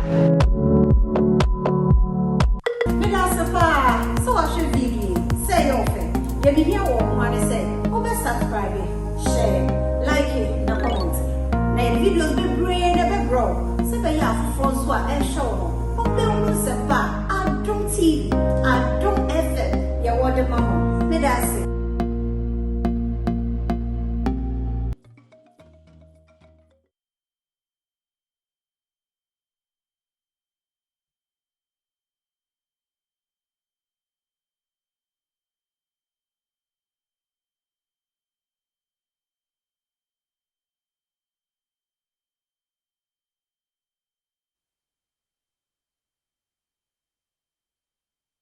Afa presla na my aboa wa ma wo ho de ode begugu ho awie no me gidi se efi na ekọ na wonnimu a afa ewasua ebi o ha na wonnim wo de wo spray wo ho but obehu na akọjensem na atraso chosem kra se bibia amroso nye nti ye ne ho ne ho wonso akane no na bia enka ne nye no omo wa de suade nti efi na ekọ ye ankasa ni pedua mu homework na ni pedua ni mu homework na ankasa ne de Dr. Teha wo ba be boa wo na wankasa oridi enim no de ekoso wo ho na to de bia na o se onana onana kra bia onwe wo ho no o de akose no Dr. Teha oba be boa mo ho emfasode ewo enhaban emfidie abefo ehu nimde ebesa yare me so obi ka se Dr. Teha Dr. Bennett Teha Dr. Teha itimi ba no ho doctor na what de make no ase happy birthday enkoma nana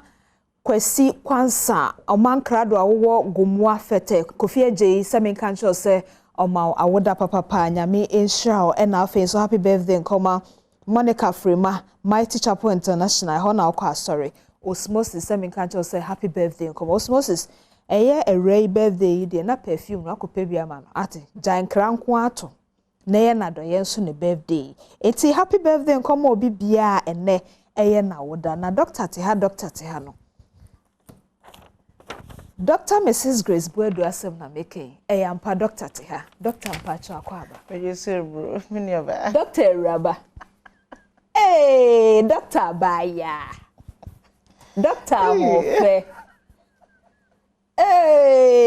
Dr. Nimdifo na ya mentiasi o me say first time ami hu your friend say billboard do krom na say na doctor mo no tia o say habanro no ye de ada brewa bi ba no ana say Adom de anope ya akra na me ka kiro say obi o ha onko ba bi ada obi so ha wanante na yare nti achinigye e na eso ane so doctor gene ho die say ono owo ayaresa Adom nti otonchia doctor na me na midwa no so otonchia na no brothers ye yi kra say otonchia aba se brothers aye men ka say ko bi de Lincoln na be so no mo ma tonchia Lincoln ye de Lincoln navigator say o ma ne ho ton na o de mami enti na ma for say wakopo ase aba no because unkopo ase maya obi afa Lincoln ma besi ho metonchia because onu no nim de ha no nti o de Lincoln na besi ho mebo a doctor ukopo ase kakra ukoji mami watatu yes o de besa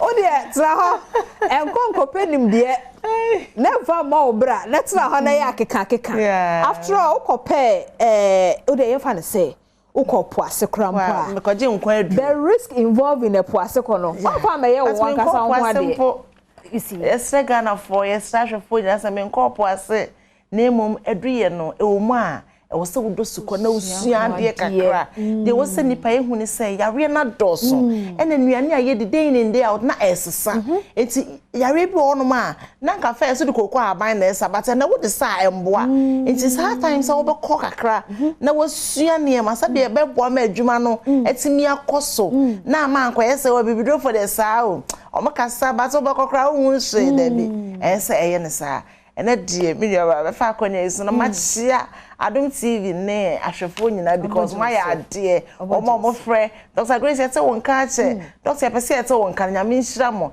esansa mo ndome a mo frɛ me na afensu madam medical doctors na se nyame nhira mo wate se mo so ma sha se maje herbal medicine edi na maje edi amanje ndi ko ma sha se mo refer cases edi aba Grace Gift Herbal Clinic and Laboratory Services doctor for no kwasa no so ma sha se refer cases so mo hu se ya re bi chronic no ma hwe na enye ya wo hu ane arefe ne de amawo ama ne ye me fe dodo wate na nurses no so ye da ma se na afi ma do man mu mpemfo ase in fact wo mo ma paso adwuma me ye ho no na me hye Ghana fo bo hye wiase fo bo se de me ye bia me yere me ho akoso aje essence ma hu se ade a me ye no eso eni ewo oman mu nyame hira mo bebe ye da se pa ene no bibia be koso no be se me de phone numbers no etuja because ene ye be sua ade pa ni so won se musa ade be ba me bebre kwa It's the phone message.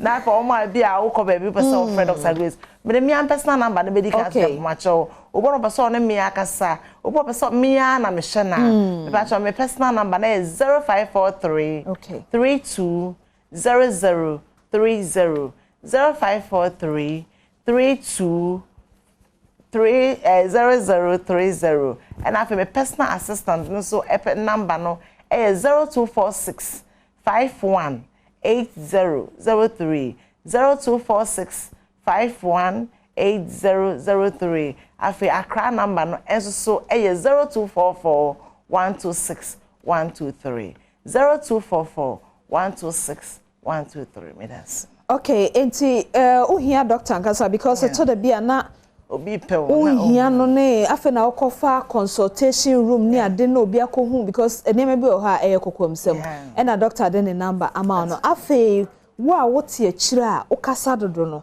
wo kasa aya ato na me say minimum diamond konfa no check aso kopo wo driver okoy wa mabiem na se nkokoy no ba ya se kene wo anka Ghana enye me say say body ba ko ten Ghana mesrem said de me ye bia no me fan pai bon tertiary na ayaresa no entimi enkoso mo nyame sha ye da say enti won say eto de bia obi ade bia wonimu ye fa ne say ade pam kra na say bia wo wie ade pam be ye say 1990 na ene 2022 won ko hwe say de edi bi de abeka ade pam ho say de ede niema bi abeka ade pam ho kane no etwa kabansa ba ko etise no onkonkosua se de sisi etwa kabansa adwuma ne ma adwuma na amanso ase o minima de pa na de na ya se me pam ade o sa kabasta ne ye jai pam so ho enti wo ho a se de wiase na du no kwa kosua ho ade enti wo doctor acha jai de say ye no ne jai keka no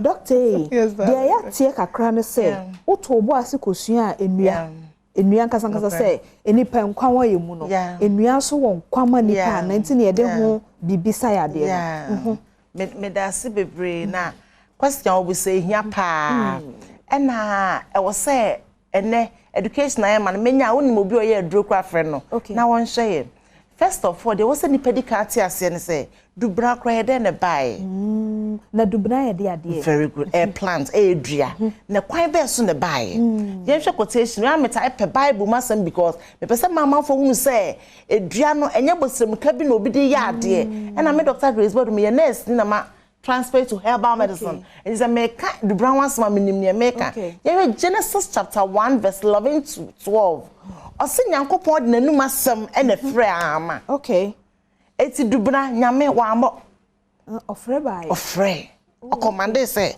enuanye dey embra ene nuaye dey ebaye Genesis chapter 1 verse 11 to 12 now for Genesis chapter 2 verse 7 ose nyankopon de form na tie ene nwuni onipa eti onipa nyankopon sheda boy but enua de ofre eti se ebusi ewu nyankopon sankyerene a ewonuam ye pese hu nyankopon tumi a ewonuam eti na da bia meka se obi ye konfo no so abi na onim dubna ome because of nanum asem ne frɛ se pese metene ne he na menya free se pese me hu nyame he na menya free enuam se pese menya ayaresa enuam ene nua so ye nkwa ye rese Garden of Eden no wanfa gold ankodua ho wanfa diamond ankodua ho wanfa silver ankodua nemo odua nnua ena odi nnua ne si onipa mfinfin meaning edua ne nipa nkwa na aduaba no se meme nipa ne nyeso kodi dua o ade meme nipa nya na yeye me kura de wo kan me gidi kire se obia bibi hia no bia no so ye akonche ana ye compaebo ye compaebo omuko no nwuram ho ho na nnua no yes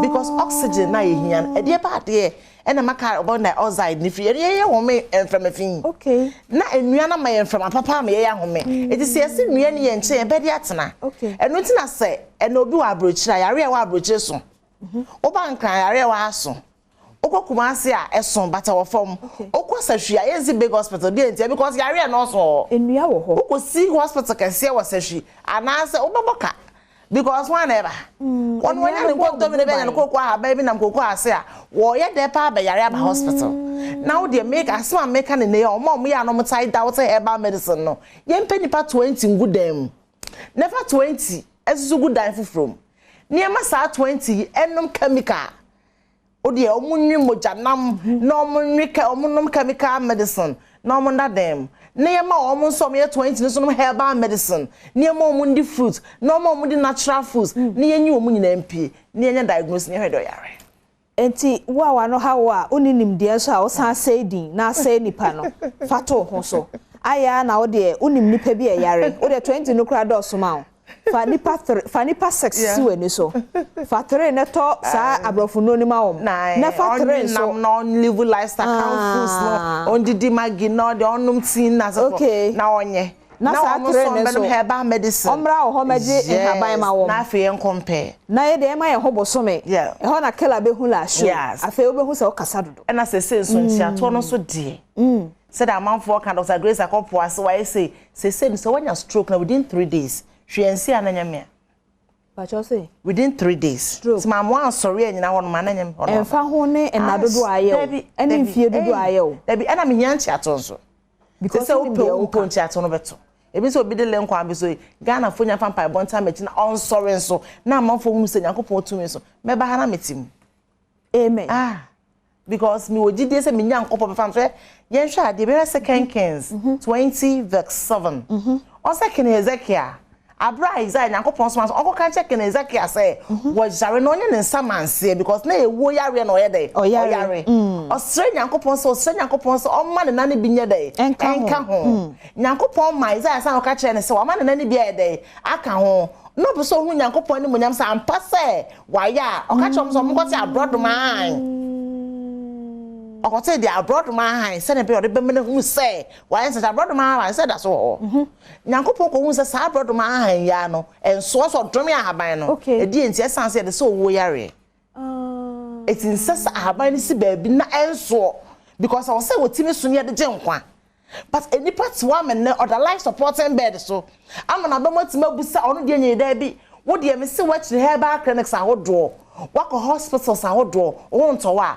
oba Mama Grace ma brem no beto ntia Mama Grace me be ma na ewu enye adwuma biem me de 5 days sorry I'm sorry akobe me brother bia ba kon homacho on fanshi enye adwuma 5 days and na afem te ye do obi ane de ewu 5 days sorry dia na wo a wo de ayemre na wo besu ana wo de na eketwa mi ya to nsem na mi ya to no nkira wo say ebia mi ya da bi ya size because obon ma na wo de na etia obon ma na yetietia obon so wo de nka e normal but mu na ayemre nti e wo say isa eti me check sa na ma na nsa na me de dry de account na ma cho se ro be say no e na nya obi a no be metime kese bi okay eti when you na say bia na nya me na nya kese bi ma wo just tell you because you to ntia me na wo to ntia e na so wani no na hawa enya 15 years am fa me nsanka because wo ba no wa bre what to scale guache eti wani am bre sa wo ba sa ho be de e beto eti ho no nya bedru wi a ye fa ne ma so ndia ko enu ti na me dozu ko kakra ho nsem be because say na ma ya resa no aye ntem because poma no kuta ba me ma poma no de ato nche enu so abeka ya instant o de to dana o de fie ba ya na o de to no sisie na ya wo ya na wa peda o mu onye na o ba ya me mamadwo me me de wakọ ne de wura hu dem it's because any bre and ye this I read this way who said ya na doso ye strebebre mame mo numbers ni bio because ye ka say the attitude obi pa na doctor aboboso no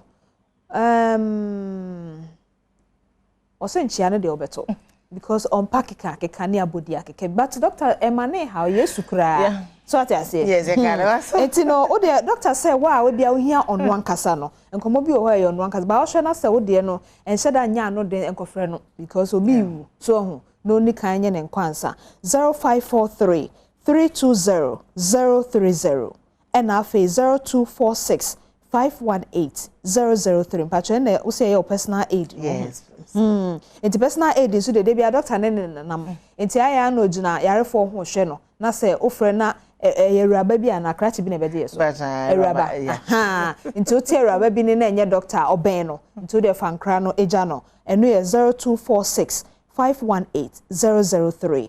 And doctor de na nkasa 0543 320-032. Pacho umaye ba kubi so awose ye won kran yo sekumase. Yeah, pacho 0244 126 123 0244 126 123 to me would brand hammer mesre some may engine they are near me a school for no a school for na say momo what diabetes me say and then nipa bi adwuma wo ye bi onya 60 years ah momo yenhwe na pomuden ye fa say we won so ye nurse ni onya 60 years ah thought am son nurse scotters kakra ni yenhwe sa nurse ni afa we insulin ono munro otimi peja no koto de otimi peja no sisi na we no ye health practitioner but na wanya Parkinson disease na nifra ni epedu ye ni bi so se akura bi ase akokura bi wonsa akokura na sorry o tuti na haban o kwa fo motimi ko ba na say nipa we na wanya Parkinson no nti aduro bi ye no obetima no eti sa nipa we ye ne no on wo insulin no eti aduro bi ye no obetimi aye na wo nipa da sane wako school pao educated person na doctor dey atu ni tiri say diabetes near draw eno po de mama because na no ayi wo mu akọ school akrato for ni abafo ya na bebe bu wo mfa so wo mu ko jisika ko ya afragada mu so wo say yetimi ka cho mo say diabetes near draw ni aka che say hypertension near draw you say we kidney problem near draw eye no crack busam say dey ntia because eno na wasua ho ade near draw mo because nipa body emu no onipa ntimi nya aduro etu do no suaye no be do kasa diabetes we aduro by so busam Dr. Grace we metima kasa diabetes we aduro dey ntia because e form na tie no e ho nya chromium free e dey body na provide insulin okay insulin and chromium they provide insulin na se betimi anya natural a e form na tie no e na betimi aboy because e form na tie na boy e na plant no se plant a chromium no etimi twi chromium mo fra asase na se it is a minimum chromium or plant wem na ye mo a e di it na metimi kan just metima mo bi diabetes edro oh de obobo so e di it na metimi kan se metima atonchia ene de o keka no yes it is a nipa ni mo a kasa minim okay na kasa eni ho ene ye pesa amanfo so hu say ayaresa ye omu mienu your prescription and your treatment. There are some doctors, doctor me tia me, I say me, I know I trade bread amount or more. Okwa 1 month, 2 weeks, it will come back. By doctor, I no better not say. Every so what that time bay, what did it time bay, lifestyle, but somewhere when you yentia. Amen, neno, won't mean Johnson. Amen, neno, open for me 2 minutes. Amen, and as I will 9 open there, won't mean peja. Amen, the won't mean that nothing what show on your binocular to say, Conamen koye bonibim and your chase say, also. Now, some men will say, Nam crown America, because all will say, and then why they at all. But see, I can see I'm sure near the want to name maybe swear. And I need to be Bambini Panaces and then my name is okay. Yakade Yatro. Ewia senso he kokra na esisi no na doctor baba wa say ti ho na o ka de ya chiro na onye doctor brewa no akasa brewa mde o ja na numu a ane ye de ya ka de ya chiro nte 0246 518003 and 0543 320030 asantumanto and that one so why if part we should do many so very much makeup artistry it's so bundles on bundles it is obi pe bia our friend and na better written yate but I have friend doctor na also honya fete say ono a enti doctor mpacho ye da say ye beba why na se poasi o se wie mo se bien yo de okọ aya mo kasa sa ko prepare de ne jai kasa doctor mpacho ye da say na me sure busia me ne na di nkomo no awie enti wo de wo chi ne jufo a wo genchia o tonchia koto na honto Medase. Doctor, thank you. Thank you.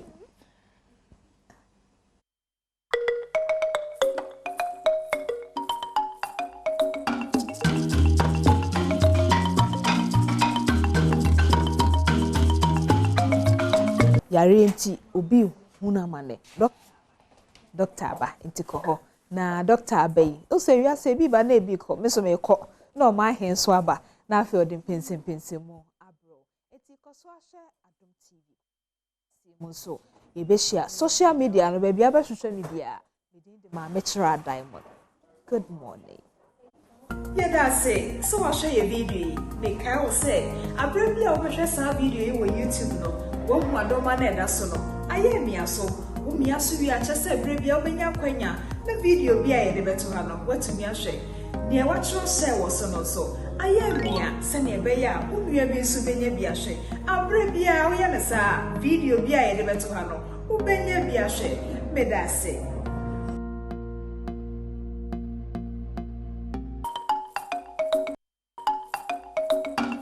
This was my main house, a Badwam on Adom TV, multi TV. So, Eddie Jumedini bro, Diamond Chira, so Eddie Nkomo Kama Ewa and say, yeah, twice one, there's a good time. Oh my God, so I'm on your semni, and your mother come you be atusi and so to me, to one among ye Ewa and say, Shannon. So, but let me start with this one, sad one.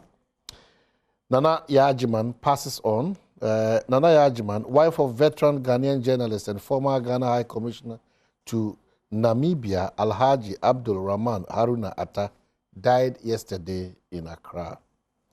The deceased reportedly died at the University of Ghana Medical Center after a short illness. Nanaya, a younger sister of the former First Lady, Nana Kunedu Ajiman Rawlings, was 62. She left behind 2 daughters, Rama and Aisha Haruna Atta, and a husband. She worked with the Ghana Broadcasting Corporation and later served as an editor at the defunct Accra Daily Mail newspaper owned by Haruna Atta, who also served as Ghana's High Commissioner to Namibia in the John Mahama administration. Nti Ira Haruna Atta, our condolence to you and the family. And the former First Lady, so our condolence. Unya preocupe ana eda for me. On the brighter side of life, some dedications, birthday dedications. Yebeye Eddie Amau, and this one from Efia Mankwata Maklo. Happy 50th birthday to Mrs. Dinah Ingemba Kunjan, our fellowship war Ringway Gospel Center, Assemblies of God, Asafuno. And happy birthday, Mrs. Dinah Ingemba Kunjan. I hope I got it right. 50 years today. When I'm in Shroud now, when it's ready, be an intimate the head pastor, Global Arena of Liberty, Msuachiao, Anope, Kosuna Dumye, with Unyamia Assembly, the Humobro, Nakosubom Paema, oh my God. Let me be Uncle Kama. Well, Miracle, you need no introduction, about Miracle, we run a few. The amount for can make be congratulations. But that's it. I have for this year I have for ambassador extraordinary. Yeah. Also, no, I'm minister perform 100%. Out of the 60 minutes, one wash us here. 100%. Nana maybe that's a be one co room. Then I will see do one co room. So they just a book as our money out of the system, we just quite a tea and chair. And the walk half work. I really go put Timwa. I just say, what the now say about radio? How about half? No, but I was very, very impressed. I don't know from the crowd, but in the Kokoye. I'm saying, what was coming up? Meaning the business I make. No, he's made me proud. He's absolutely right. And I think say them far and draw the presentation. As of mine, we say Macau has I see the structure of our economy. Yeah. You will how be there. But be or my be 40% be the attention artificial. 40%. Be artificial. I say creating take advantage. And within the entire system, obi aka politicians ka ho, asofo ka ho, journalists ka ho, doctor for ka ho, nurse. It obi aka ho. Yeah, na create. Taxi driver no show, mason, carpenter, plumber. Some of my way mu your situation nipa bi to be ma ade bi ho ye den na ne bo abaye den. O create artificial shortage. Oh, so them say yes, even no call ye ma me no ye papa no villages farming communities na. Omutumi ka say ebro no. E ho akwatwe. Me de atwen aboarding ebre no. I think I've heard that thing before. It just making sure say ebro no peja ni mu pe na epie. Maybe what do you say that's what. Ebro no ye twa ebro na on ton no peak season no. No dey na our hata. No they are sheko to go, no they are cut to warehouse. Now you see, imagine say me Matthew, ebi am ni be 5, unso ni be 5 across the country kakabuma. We are not 2 million tons. I share the same thing. No na make say kakana enyufa, kakana SF, kakana say etimi aboaboa ni nyina no a. But that's the reality. That's the reality. Libya no say dey ni be simuso. Yeah, I said the be asase me dem ka. The be a concentration say o man dey ntimi konkan. E dey be say na me say MPP no say the Ghana for no and NDC say Ghana for yen ya cabo na say MPP ni NDC it is a omani nko ya entimi nye 4 letter word no NPP a 3-letter word ND my this the whole structure you know yes you can yeah politicians so yes you can no doubt about that but the entire structure to say they are making eduane pa de Ghana ha kese se ne boy den because obi obeka say eduane ni on my way no now until your man say e deliberate ebi mo atwa emo no we twa wi o ba or store obi mo banche no wetu awie no o se me de me nton me banche wo dwa so it will be converted to Gary by force. Ebi muso hata banche se na be obe kotoma China kokonte. No all manner of things. Obi etwe buro be $100. O my me no ka say o say on ton or train e buro ho ye den a. And I woni muso say we have a friend saying aboarding season. As a Ghana ye nim so nim say o nim ye wo seasonal season so if and the tomatoes abapa o enche bia tomatoes be ye system. Omunim sane mani na ebro no de efi samre ko no be say bro ehun be ye den ehun ye den na we release ni de but we forget say ehun ye den because ye nyina ya store obi ya de ne de akwakosi so into artificial high because utie de regional minister kan ya I think 2 weeks ago when I came here I said it say wo ko adoso mikro mo adoso he ya omo ma de na nyina kofa nioma no if you mango ase tandankro villages wo pakro konsa wom side ho no e ho no mo kofa farm gate na ho na hye na oman wakọ pakro akoto brode we ya mo friend say apem ana eduro no wakoto no ebia 5 Ghana cedi o de fi ha just about 35 to 40 minutes drive no de ba Madina no waton no 60 Ghana 70 Ghana wo na only the ya ukodu market ne so a na se de ne boy edu ka bo mi wa brode na auto ne se ye ba ko pe na akoto ba yo uto e bia be ye eduro no mako be 50 100 na de gu ka ba ko na de ba ene wetu ya ka bo ba no was spread it e kan nyina egu ade no so fuel prices oma ya tufu mu 1 peso ebebo ya tumu 3 a ebebo 4 ubedu filling station no matum 1 peso ebebo 4 no obedu filling station no watum mi wa de egu tank ni mu ehye fam no kra 1 ton sa the price no but my prices ni mra fam by 3 pesos almost we antiso ahin bia monteso almost 3 pesos monteso almost 6 pesos mi wa me ento so 2 pesos no matum enti we have a major structure a integrity an issue of honesty an issue of sincerity and ababa chichiri yenyina. And then you know what we do is that here near peer to politicians. So worst case scenario for the politician is say obeto abeti anu meboa. Ba oto abeti anu kwa for no so ba na say yan structural challenge we are. Or also within 4 years obema the same frustration no so apoto abeti anu. And then we your mind feel am yan meba. We me feel akofi na de meba. We ko fifi am na de meba. We need to deal with the endemic situation. Chandra in sema wo minister kai. Say ofa pan here the ton by the year. We should pan no emma bayere ma 200 Ghana cedis. Me wan cry ha. Omo krekra bayere no wo say mo traffic mo no mo ton 50. Enti pan na ya ton na half 200 Ghana cedis. Ni pan the bank cry ha. Onya mfa so 2000 Ghana cedis.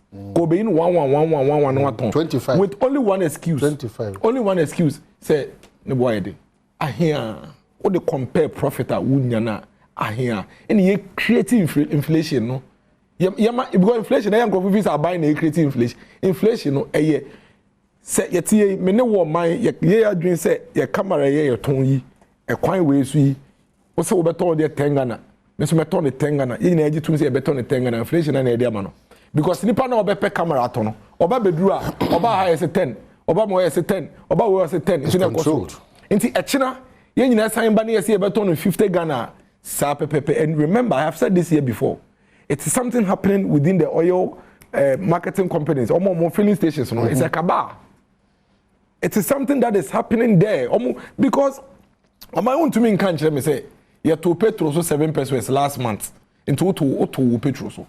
And you about this month, and you have to so into the exchange rate can assess into when to me in 0.001% reduction is my. Exactly. I'm sure most of these things you can't want to say Ghana for a very, very important. Say bit me Badwam, sa and the good Ghana that we are all looking out to. Dollar, myself, me. Dollar, you can't want to me. nkofo take advantage of speculation speculation no enti forest bureaus no or the ball or hwe na bo be 2 3 abekọ no asesa no enti foforo no so te say me next door forest bureau to me turn de AC de a ene me so metumi aton me de AC no so asesa no de omo wo ha no mo ma so yesesa nko nan no akosesa ukọ efe ne say forest bureau always kind of power say ebi ni ho ukọ ha say ebi ni ho ukọ ya say ebi ni ho enwo so hie skada kwaye wade enti o say me wo bi obeton 9 de am de be ma no aton 9 then the next person will now sell it at 9 a friend is saying scan ba dollar the bar na omo ye forest bureau gaw for any ade omo ne banks na connive na banks na ton dollars ni na omo nko these are reality so enti nipa kakra bi no omo no makoto dollar ni nyina na fe omo ma be $30 na fe abet say eduane wo pe bi ato age say wo kosa saafo no na fe omo no be che price a wo de beton ni nyina no ye wo institutional challenges so because Omaya de yake na say Bank of Ghana wasu die Omaya South Africa here obetumi akwa say sky by heart David you na say ya me ko hokoye ma de ohi before obe $60 no Omaya 90 obe 90 na bebia Ghana hopa pie kokko me obe ne bebia sasa o the traffic light yes you see this $1 obi be say bia ma but so many other regimes, you know, you cannot just walk around and just change money. I think we've lived a very loose life as a country. Yes. And the correcting it in there, the challenge. We see airport, foreign and you see airport, you who first in $1, a friend is saying, see this. You create no bottom $4 brand abeje. Who to kwaya, when you do airport, Sika ukra won sem na $1. For city brand abeje. But elsewhere, me ya kwara se yepese even sika no krampo no nim yes sama wa se obedi o se uni ni asesa ni nyina ma na wo be free o man ni ma China answer na be pf China no se wo kro mu sika just how the receipt bi na wo do ko sesa sika no esan ko bank ho na wa kire o mo sa ampa wo free o man ni mu anso mo sesa o sika ma o ma sesa o sika no back into dollars amount. Yes when you want to change money you have to go with your passport. That shows say wo krampo no kra no o man na wa be mu no kra we illegal. We are yasesa money amount receipt and no yasesa scan na amount na bia went to me ndi e bia $1,000 into Chinese yuan or RMB went to me ndi RMB na bia ba Ghana on fan yehwe yo won to me sesa na sakeke de bia wo ko sesa scan free no e hwa na sesa wo san so ko na wo de wo passport na wo receipt bi na ye de ma won e ko anse yasesa na back into dollars amount ye de enti nipa kakra bi no ma to o ko bank no ma giscan nyina dollars ni na nti wo pe bi ato awunya this wo monko na obekọ wo akokoto na mo na mo determine kire ahia esese ye ton ma o mo atumi tina ho na mo asesa na we ton 9 dia me so ton 9 nti within 30 minutes no na mo nyina yo madwen so meton no o meton 9 ade na ye ho sa wo de opa support na kwahwe say exchange rate be no mo yusu e way lesser than what we are changing on the market. So what you say, how do we rectify this? Institutional challenges come home. And I answer your integrity and the profiteering and so count. It's such challenges into a major. It's a Bank of Ghana didn't she be bar a ma sikano $1 ni kurano. Oh, $1 ni nyano. Adding. So I say, people should be discouraged to hold dollar. And then Oko hotels they are still quoting in dollars. Ura hotel watch for $50. It's the answer about you can even do a budget cities no. And maybe an okoshe dollar rate answer or the assessment identity. Aden na hotel bi entumi ntro say meji 50 Ghana, meji 100 Ghana, meji 200 Ghana. Enti me kwa na mitu why are hotels still quoting in dollars? I can't understand. Because of my so long as they are quoting in dollars, even though you are paying in cedis, udru hwa or the exchange rate in the best amount. Enti aden na yema hotel no, o de ube quote to 2,000 Ghana fato ho. Na nim say e cedis 2,000 cedis. Yes, say be ya dollar no prestige no. Ni affected the value of the product. Because 2,000 hotel now just $320. And matter be a dollar ni prestige, you know. Yes, in Tinkrofo dollar as a product. I say gold. The amount gold, you gold. Now the gold any the kawane way. But the amount gold, you gold now a prestige na a kahono. To as you say, fight is a prestige. We need to beat it down. But we have people quoting, even universities in Ghana quoting dollars. Okay, we are not enforcing it. Institutional challenges. We are not enforcing it. At the school, maybe say me masters. It's $3,000. $10,000. A man in a product, no prestige, no value, no a cost. So I just say. So some of the immediate measures a bit go apart from suffer from integrity issues. Yes, and apart from the of course economic issues no because when you say dollar against all the major currencies, I appreciate it. Euro crampo has suffered against the dollar at about 12%. I was checking. Yes. Euro pounds winner struggle against dollar. It's quite understandable because when you say the global economy is largely transacted using the American US dollars. Into one so more Caribbean now affect you and I hear they've done some adjustment at their treasury. It's affected almost every currency. And I hear they suffer more because here they said UK for the dollar do more. And American wants me. They are the importing in $1. Yes, you say you know my use who my way newspaper papers create before brutality. Russia and Ukraine in a crap papers here. If we want the dollar need more. And here they suffer more. Then in addition to it, you be do a mine more locally no. Now you the dollar air transaction business hotels near there equity figures in dollars. Hotels who equity figures in dollars. Did you affect inflation here come as no? Did you affect inflation no? Because nipa no endra all quarter phone ya Ghana no. Na dollar near 7 cedis. No the quarter ye. Ono quarter the phone at 7 cedis. Obeton we no. Obeton no.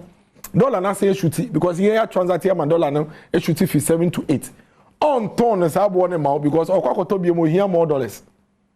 Even not Toma or Waboka, but aside that, or Kotobima, just was $6 more. Entertain beer near Sikan at least locally, dear. Locally, nobody should be allowed. Yeah, are there you see real estate. If you beer in dollars, the quote in dollars. Oh, they are there $250,000 cry. They catch say 1 million cities. Ghana city. Yeah, they catch city will start becoming. Yeah, and also value no be we catch him say, but be beer dollar, be beer dollar cars. Oko ton out ton money and the omu nyina quote dollars. Nti enye dey say. Yabema buana. Yabema buye, but I think say the institutions who are responsible for some of these controls, as I say, we are up and doing. Okay, so Ghana Tourism Authority. Yeah. Mo they directly. Mo na say making sure say hotels and they'll just cut it off. Yes, we need see this. Tro, Cork and Pisky, Montreal see this. That's all. And yet, 5,000 Ghana cedis crowd. Or they throw 5,000 Ghana cedis. It is better than writing $500. Okay, so from daily graphic and more interest to side, now I don't know how we are solving it now. ECG facilities in Kroboland damaged. Transformers, cables, poles tampered with.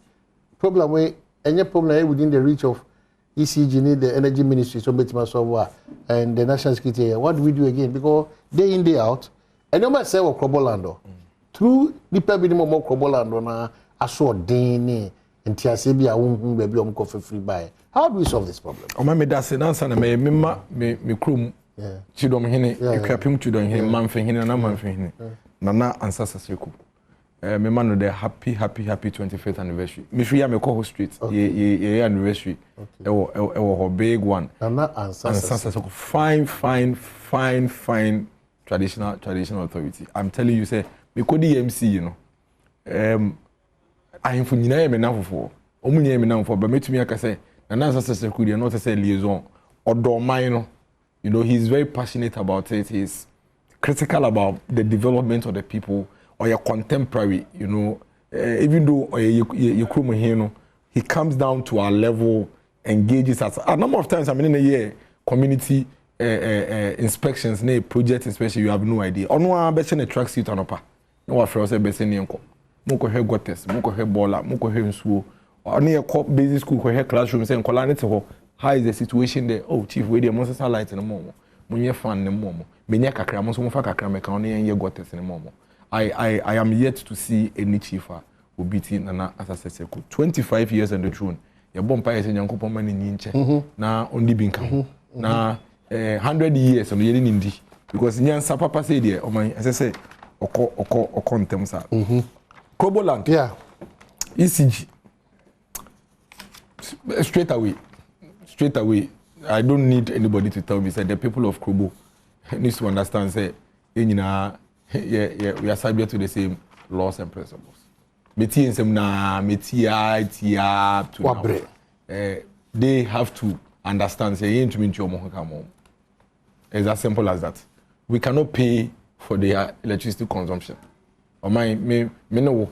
ye ntumi ntua for obidia use I don't know me so no pay me tua me light bill wo so ntua wo de and initially they raised concerns and mate first concern so almost say embra Kwame Nkrumah kwakoye VI no Kwame Nkrumah ka kire mo say omo no mo de o masase ye dam ni ntino omo ntua electricity say Kwame Nkrumah ka na sa akra ye 2022 so I just say imagine say before say omo so mukoko no yeah that has been my argument obuase force omo so mu gold no half force ye gold half force say mu gold yeah two wall of western region force so omo oil no ene nka kwan na da krobo ye be de nya kwan na da krobo ho no ye be de nya it will be almost impossible. We cannot even encourage this. Obi aka say me na me di we buy nti enso ye we ya. E be den kam kran kam be dey fi akwa hafo. Say ke enso ye be block. Exactly. Obi as be ka say me want to be farming coins so far. I mean we need to be reasonable with these things. Secondly, ECG for raising concerns about overbilling. Overbilling. Am I ECG for G2 musampa. Sa bills no you overbilling mo. So I just say enti yen to me and I think there was even some discussions around that. MIECG to me say okay, mo me emfa sa no ento nchen. Na yen si wo yen den emfa ho eche no ye be de ye be ka ho asem. Na mum sisi ane de ye be ma mo kane no. Na ye be bo prepaid meters amamo. Say na be ya yenya underbilling any overbilling issues bia. I think the matter ends there. Ntimu de nka mo ma ECG mbo prepaid ni wie. No mo ma mo kane so na fe sa ekana eda ho na ECG say original muso muntu ya na nka makwa yeden makoka ho asem but this position of yakoshe transformer yakotwa high tension poles ECG mpenifo eba ye threaten omo yakọ ECG office ye de ebu akọ pipe ECG windows na den there we cannot sit on TV or radio and justify it. We can call out ECG to do what is right, but it doesn't mean that we should encourage impunity. There are systems and processes meboa. ECG to way omutumi dum kane na enema nyina say. Ye womra wo do say womra wo my we mu a ECG ma woni ma say obetumi akokot e di ekira na nsa. Me tumi nso anopa nka say me ECG crem say nungwa ECG lashi bi ho no. E ho na ECG office obi amete no. Me tumi nso say me 95 printers wa ko ho no say me de ebo ko pipe omo dying because omo dum kane ma me no ma say. And so what the people of Krobo are doing, all of us as citizens, we should call them out. See, and call them out and they will continue to do it. Once Ghana, normally, when people are protesting and they're demonstrating and doing all those things, now they get the support of the people now. They think they can continue to do it. You have concerns, raise it. You have challenges, raise it. But you have no business destroying the ECG properties. Okay. You have no business tampering with assets of the ECG. Yeah. You have no business saying, they should give you light, but you won't pay. Who should pay for you? All right, so... But that's it. Mami acknowledge say the Honorable Ahenkwa Yao Frederick. Ahenkwa Yao Frederick. This is the first time Oba shown so, but yeah. Why late? Me. That's unfortunate. Maybe I'm free. I'm in Well, Honorable President, that continues to be the slogan of all of us as a country. But so Udu approach that baby out free ban and to find excuse. The reason why he didn't represent Ghana or meeting at Oko. So baby out free ban is not an excuse. You are late. You are late. We hope that you will not repeat that again. That's it. It happened when I was in New York. I was going for a meeting at 11. I sat in my comfort, thinking that I'm in Ghana. If I'm in the community, when I got there, I'm even checking the mail. The meeting is over. I'm shocked. We say 11 years, mommy. 11:30. You know, so forgive me, but am I late? It's very normal. Miss Imuntem. No, you are late. Those explanations. No, but I know him. He's not like him. You don't get my point. But say you should say. Matiwase. Yes, structures. No, so nenye. Unfortunately for us, who come on to develop structures now? Until who to be my business. Who come on to develop structures? Yeah, formulate. And because who come there one more. So if you formulate, no, you say you should here. And now I say not say. And I also power to call those who are supposed to implement and reprimand them. It was that one. And Kabe break a crab, you fa home kakra. Or your match. Before I call recess. Nami Gina court. Me driver ya for you found because of you okos mama say I don't cry na programs there na me ko me pa che wa anye ye no my sister say you fa ho no politician here address you be. Obi cho there so on bese camera me. O bese camera me to. Don't cho there. I give you one rantiam yensa bi. Yeah. Oh. Me say. Uka woni masem nyina. Oh, ye di me ko na ya saji me car si won say me nantin kofi. O de o mun tie kra o.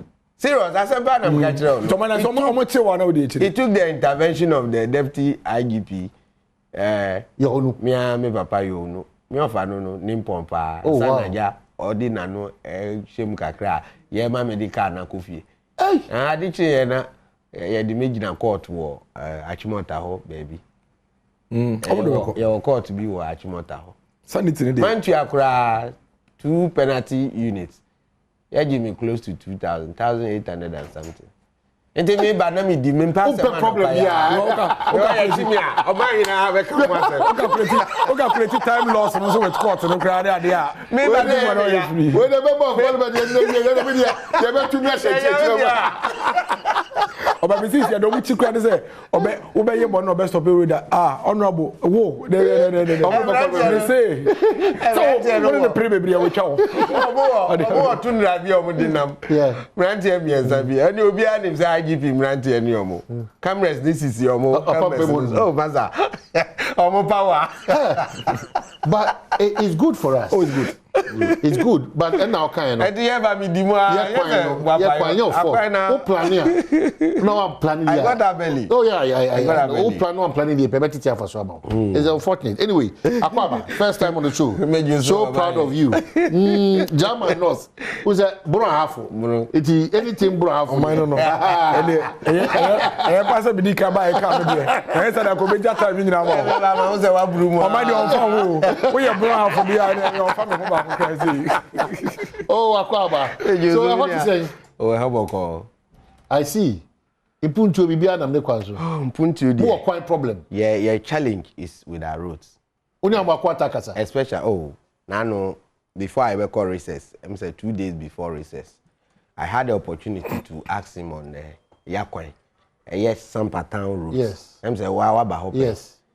From 2004, you gain district status no.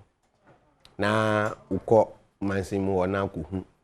Mfutra manfo many pa o jama inofa. It's very bad. Te me bisaye. Na ye ina say ye the contract nima contractor ni terminate ni diama ni terminate ni diama. Ensi asad na no kra na me bisane na me nim contractor poti ya ekwan no ewo ne ho ansa na me bisaye a oyi ano but eno kra no a week later no na e be reveal say omasa agikwan no e diama Adom say Adom dey ya wa nti ono wa mobilize ya our site says ya but say otimi bo na etimi bo Adonja na bo minister nso ja na contractor ni gina so ja ne de minister na say e bo no ye mo ni ja because me ne contractor na kasa says ya o call site kra no ono an kasa na ode wa mobilize 112 nti say menene kasa no yes e ba bia obepima kodura na ho odin ebedu no atwe ne ho obetwe ne ho nti many minister ankasa any minister of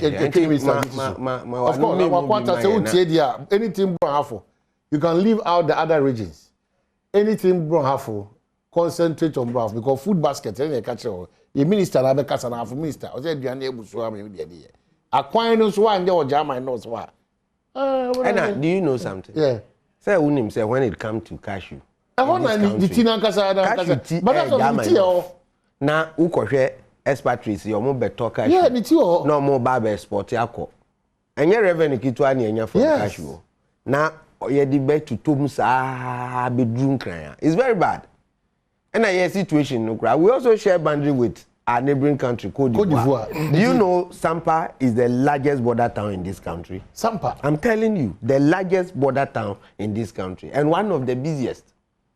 But se udru wa nti obi free obi free bontuku na obi dru Sampa. No want me anto aso anko brekum, anko sunyan anko wanchi na osan na chi a. Impression a onya e wo Sampa no is the impression of create about Ghana.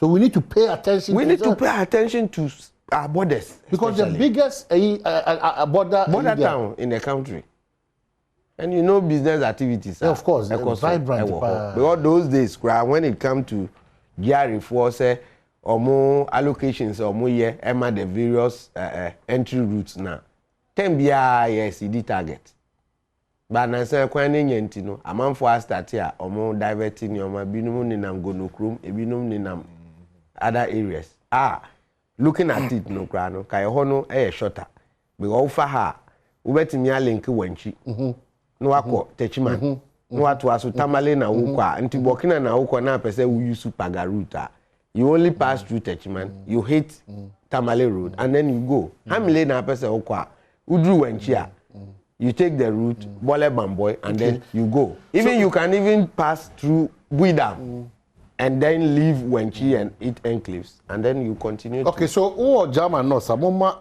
honorable the needed support is important onye kwai mama ntata onye kwai obusa ho asem omrase bedwam or the nanantia won kran rewra ministries any minister road titu pese sa kwan ni ba ontimi nya kwan da idi uti ho a men betata na say MP na anya kwan anya part of the responsibility no ba obetime gina pampe ya hye esi ehwese ya na kwan no ebetime akoso beyond a kwan ho asem game na e challenge oh say ade employee sen so ate ho ene dey wo form okay a teacher for mo Kenya mo kama oh me no kasa ikra afi we me resources sese me nya ma yese teachers award district 1 me ama institute me nat for eguso ayedi nsawo so say ye di bi ebe motivate omo ye hwe omo aye outstanding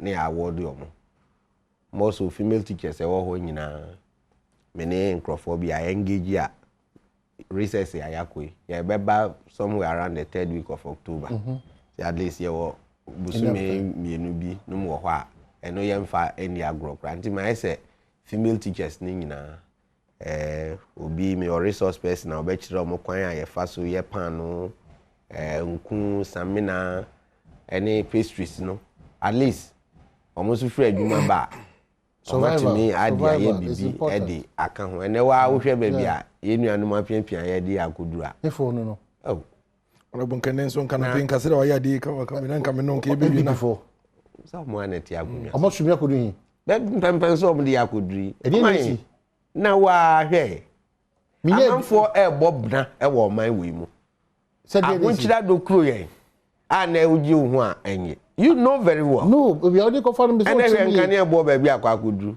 ensi o bo ba bi akwakoduru na me awre hu sem kura wom ni se me nu apan se ufri ha eko ya ye di mho a Land Cruiser na de kwa utumi eye somewhere 120 liters 120 liters no be 1900 uwura mu ye di mu ho a now we fill the same tank now. You are paying a lesser amount of 900 cedis to CFA. And to convert CFA no but CDA. You are paying 900 cedis. And to look at it, over 1,000 cedis. And that yeah for no so e wo ha. Asamba na me ka kire. You want to create here. Na ya yankro for ya. Mpanyim for ya. As a result of in the name of interest, a liter of fuel bia no has 11 different taxes that has imposed on the liter. It's cumulative, no? Yeah, Cambo ma, I won't try na di buy so. Because at this time, a man for a bobna, yeah, kobano. Just this week, yeah, say as atum by 5%. It also says something can be done about it. Why not? Why not? Why not? Last time, no, Monsieur Omoye, there was still measures. No? There were some build-up components in the pricing at the na at least no na say ye tumi ye bibi efa ho say wo hwe ni omo ye na baby a ye kika ye di yensa kika ye no nyina we revenues a na enko government ni side what I say a bit say bust mo nim nkro no mo reduce it. Yeah, it doesn't matter baby sa person na ye person ye tum and a person look at the time am the person etum person ne ochina person look at it those days here you susa ye betufu omo a ya na so mo biat ko si betwe pe ne se twa kwasi betwe pe yes mo na mosesa no mo so na mosesa yes sad mo a wo na mosesa ene de bia na mosesa no ntumu se okura de wonim hwe ya wonim hwe ya ba susu ala ko ba bi usko kwasi edra me to fuel no edi mi dru ane de avama nru a uso ni pa no bra wa tell you say you nyina dey too much of mind mo kasa na mo de ba na ye pia too much say this na say time na on kan this there be forever end this on can say the ben wa yeah nyoma bi numa ye di bae no where for intended reasons bia ye di bae no we have sunset clauses what the sunset clause for deregulation mo ye no the sunset clause no deregulation so ntimi fa na deregulation na deregulation na asset when na deregulation no are we following we are not following it and are we following the deregulation and then when you go to the world market what is the price of a no we are not no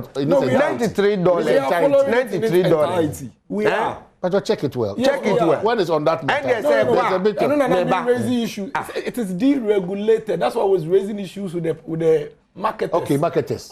Yes, marketers. It is deregulated. Until the outcome, you know, you are doing above them. Until you say above them, but above them because it is deregulated. Because what you're doing is one kind. And ya best son no I am not justified, but I'm just trying to put it in proper perspective. Look at it. Say Ebonia, musi ye ne di bae. Papa ya musi mo ba be ye. Because no man mo inherit from ye bia ye papa no bia ne wa mo obaye pa say no man mo inherit ye papa ye wona manage me kasa na be o man no man ye papa mo inherit from ye bia. But you think that they're not better managers of the economy in this country? But do you want president to tell myself and you that we are lazy this morning? We are not working, we are jobless? Because the moment you make that comment, you're jobless. But I believe, say, or mine no ye minu ye mine. Ye ni baby ako. Ye na ye de ya tre ye shemu a BBC ye ma fufuro be kan ye ho ba de bia me ka se nyame mpangu o ma gi gugura ye nya ba bia nko ye nuanom ko di wa ye ne omo ebo hye se wu ka se uwura ho akoye bibia ne o be fa mu ansa na waduru o man no so no masa enya adekitoa enti ye ni ba bia ko ninti no eye me ni wa se de se ye hwe se o man no ye be ye mamu adwo na ti mamofo e wo o man no obi a ho be den e be hinhan no.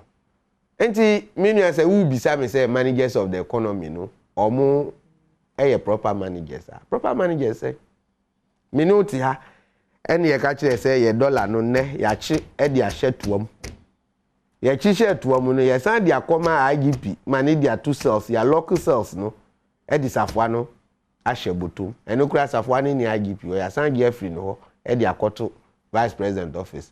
Enti wa pese ubie sa apono no gise okọ vice president o ma kwan a ansa wa gisafo na ba police cells ansa dollar no ansa and then look at what we are seeing.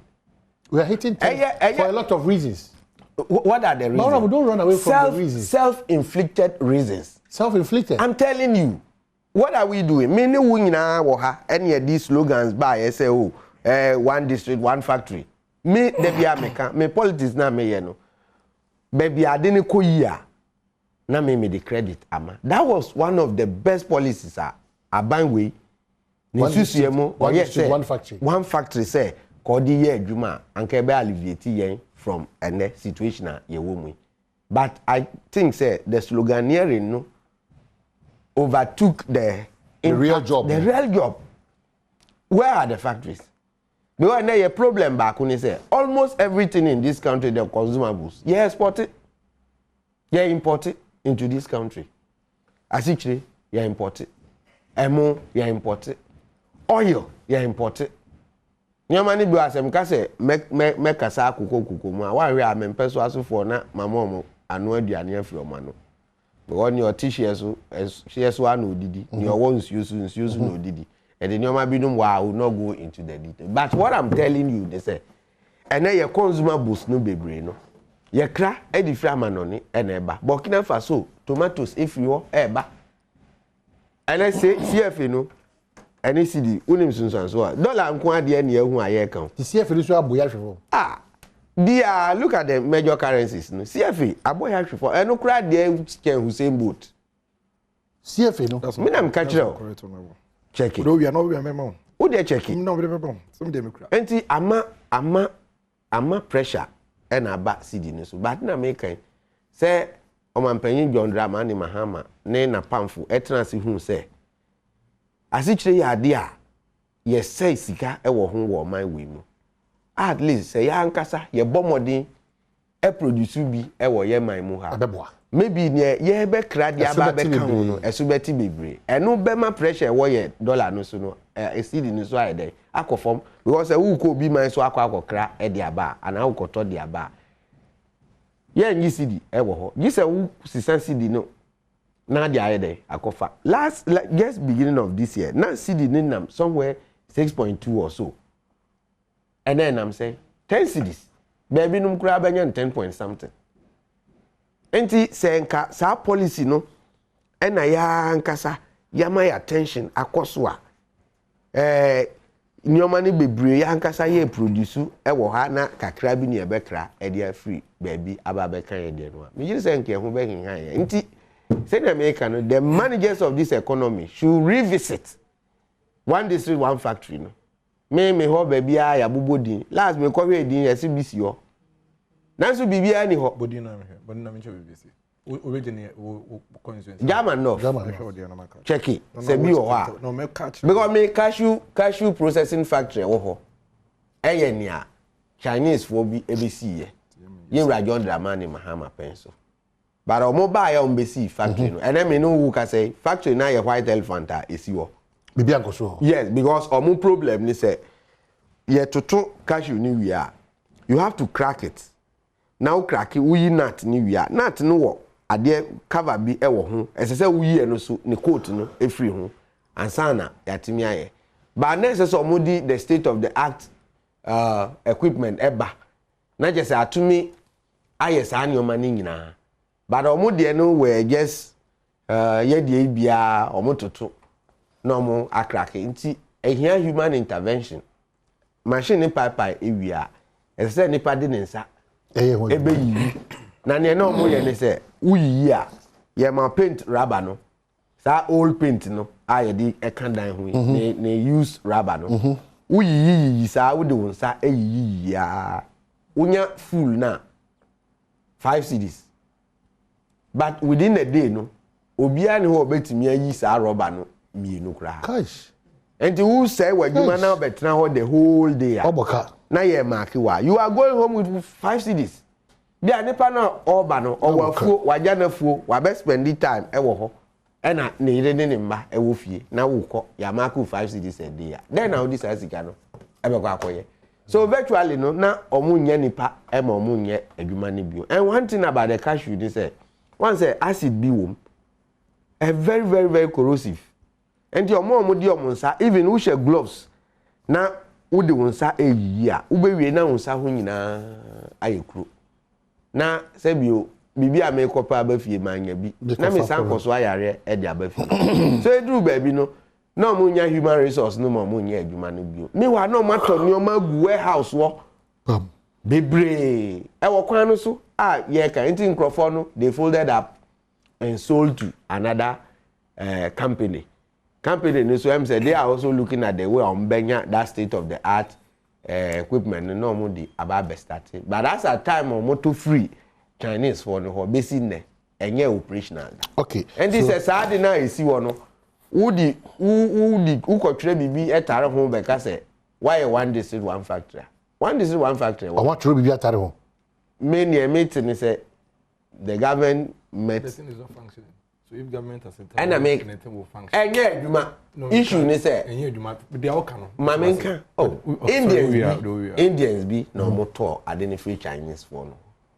And the government they say omo nye partner like they are saying That's a mobile beginning. That's not what you told us. We knew you people were coming to build factories. Where did you hear that? Then you don't read. Where did you hear that? Who don't read? Go and pick our manifesto. It's written there. That in collaboration with private sectors. Where did you read that? That intervention was an afterthought. How? The manifesto that we used for the election.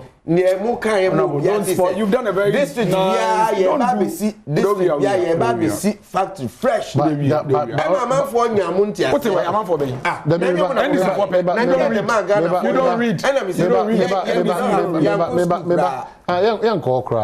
Yes, district be a. What are the facts? Hold on, Memo. Yes, district be a Benya factory. Did you read further say a partnership? Can you imagine?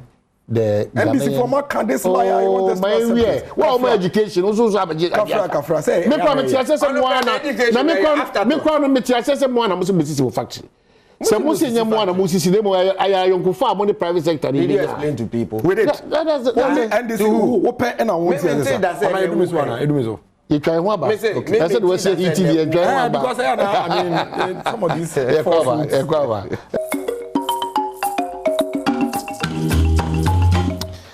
most of your text messages, but Honorable Ukru for also edge here.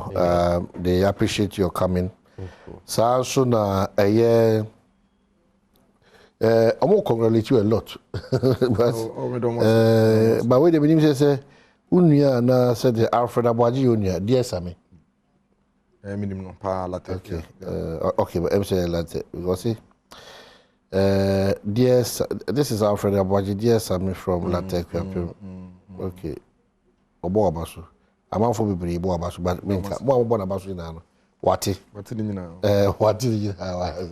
Obu ukro for so appreciate you. Almost one ka kwan back bi wan sebo say. The bike.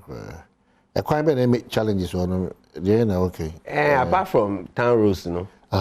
Yes, I walk Sampa Ginini Road. Okay. And there was Sampa Wenchi Road. Okay. And there was Sampa Sekwa Road. Okay. But when me and Sandy na Bia Titiapan. Okay. Well, I know Miracle is the next MPP National Communications Director. I know now. Okay, you impose it on him. Okay. I'm going on my point. No, I say be na no. You know I see. Okay, I can also hear you quickly enough. I think I think say once a month we we just have to correct some of the impressions now yakoye nim without. Oh, the impression deep. I mean say o man dey enye no krese. Dey kan enye no krese factories in ini ho. In fact, what kind of manifesto 2016? Reference to reference to my area. Yeah, it is not existing. Reference to no. But you're careful. One should them piano check. Oh no. Reference to no. Okay, my try meaning I'm saying. Or say, mobile no. Mo say mobile basis factory. Factory say where. Answer we a class or come example of an day. I don't mind. I say how for more commission video. It's my come way. It's Ukraine say yeah, but your manifesto we share under trade and industry. Yeah. Subsection F. You say one district, one factory initiative. Your manifesto the idea campaign in here. So I just you say in collaboration with private sector. You need ankrakre. You need ankrank. Ebekabum. The MPP will implement with the one district, one factory initiative. Yene Ankrankrabeka boom, near implementing one district, one factory initiative. This district industrialization program, sa infidiyejuma initiative ya yesi yedibeyi. Ebema, it will ensure an even spatial spread of industries. Ebebwa na infidiyejuma afa bebia ewo on my way.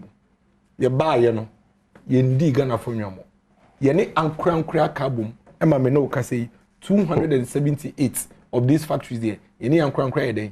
Ashasi out of that, 125, 125 a year duma. In fact, 278 in Crampo no crane say, and yet 261 districts in no side. I can be out of the 278. Because me was say out of 278, me means so I just say what it means is that other districts who are more 3 or more 4. Inti no cray what district the last time I checked. I think out of 261, still I would district bear 45. Almost a day, any uncommon but any no credit that. So be a better TV. So I can say, yes, one district, one factory. By the way, it is never true. It is unfair, not only to the government, but even to the people of Ghana omo committed to this cause. Omo how much money a private sector is pushing into this initiative. And Krakwe do mwesi odo musika shedumedie mu ama omo boa. Some of them they have no reason to invest. Obetumi disconnect at the fufro. So I just here. And now treasury bills near the question ko betumi disika ko treasury bills. But what jet to me say odi bien fi die adwuma. Ni Ghana fo be nya adwuma ye. Ama wa ye ma Ghana fo ene me so ko mimi kroma friend say shoe fabric 150 young people omo pam shoe. Ebi na me say yi. So I just here. Omo share yellow top any black way any boots. And can you factory and come for him? So I just say, call pram na kwahe. Call northern part of the country na kwahe. Ebi mu ye tomato paste near there. Oka say, ebi a yenyam piki ye. Industries ne take time. Obisi factory kra. Ebi a wesi factory ebe to me produce in Nakabe 100. O start here. Obe start from 10, 20, 30. Eyen kakran. Enti say start ade we 16 years ago. And command here you. Nke starting 16 years ago. Eya mo ya mo say comparison. Eya comparison may between me and this you. But NDC ni na eka as on mine. And me say NDC ni na eka. Say. Also say ya no ordinance point me say omo buy omo say no. Nti me yi na no. Ayi anu yi ne say mo buy no. 1993 kwa de mo buy na o mine na kasa kwa factories o. No mine na kasa o factories. Mo ko parliament e ko pass mra. Say Parliament, ye shemra say aban fidie adwuma na wesisi no. Ye aban ye pese ye ton, omo ton close to 300 factories. 300 state-owned factories. Nanka dia na nado ni MPP aban ye omo ni ankrakra ye. Ye ne ye ba 93 anka. Nka sa 300 factories no. Ye the 1000 aka ma na ye 1300. Na ma 2000. Mo ko pass mra o. Mo ko pass mra factories no. Mako 300. Aban papa ben de betumi akwase me de me hyemra ton abaye japade. Oman enti se wonim se sa na wo ye ya.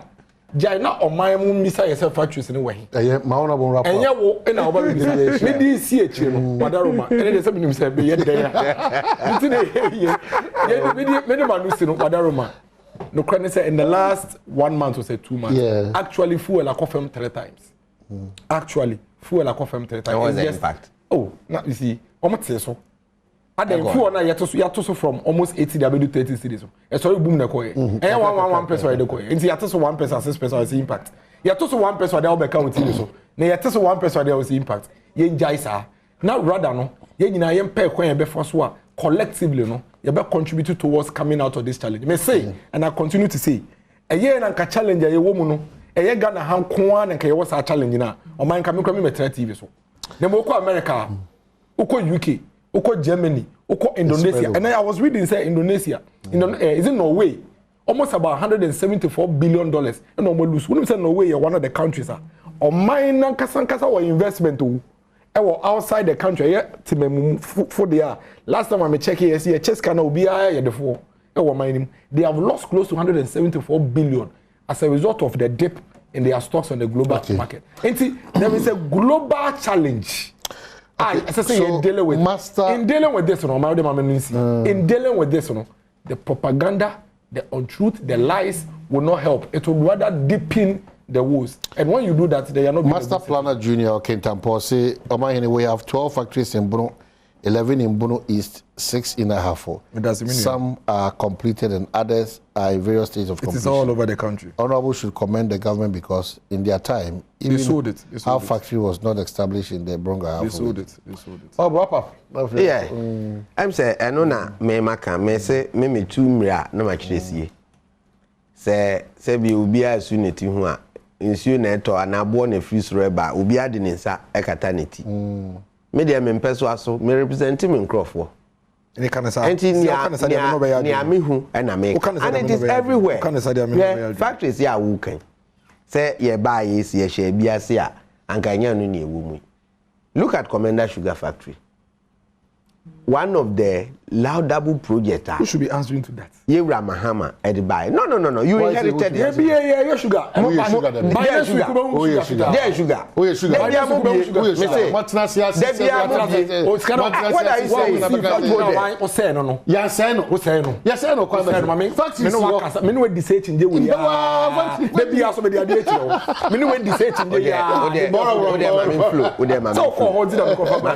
saying? ana America no se nyoma binum wo wa ho eto da bia amanyosem no obia ye bade ma o man no interest no ehia yen kese anything me da bia America cho ba bia aban we abo modern wo nyoma bi hu na bia ehun nsem na ye discuss ya me applaud that ban say why ade ba bia sinton wo no ye ma ban no ewu wa ho ye challenge aye wo sisi a se cd hu nsensem any dollar cd na ko form me ma hu se aban oti akonwa so onye prepared say nyoma edi sa ho kire na ba no obe admit it.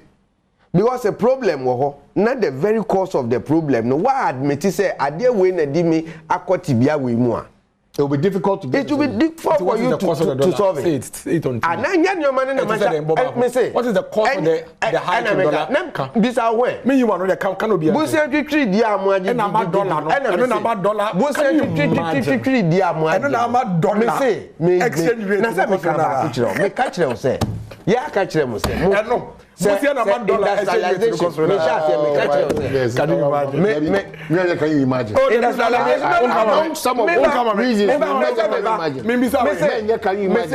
among some of the reasons was stating bebre cash you nanu ya ye be right oh ukasa me yidi nanu ya ye be right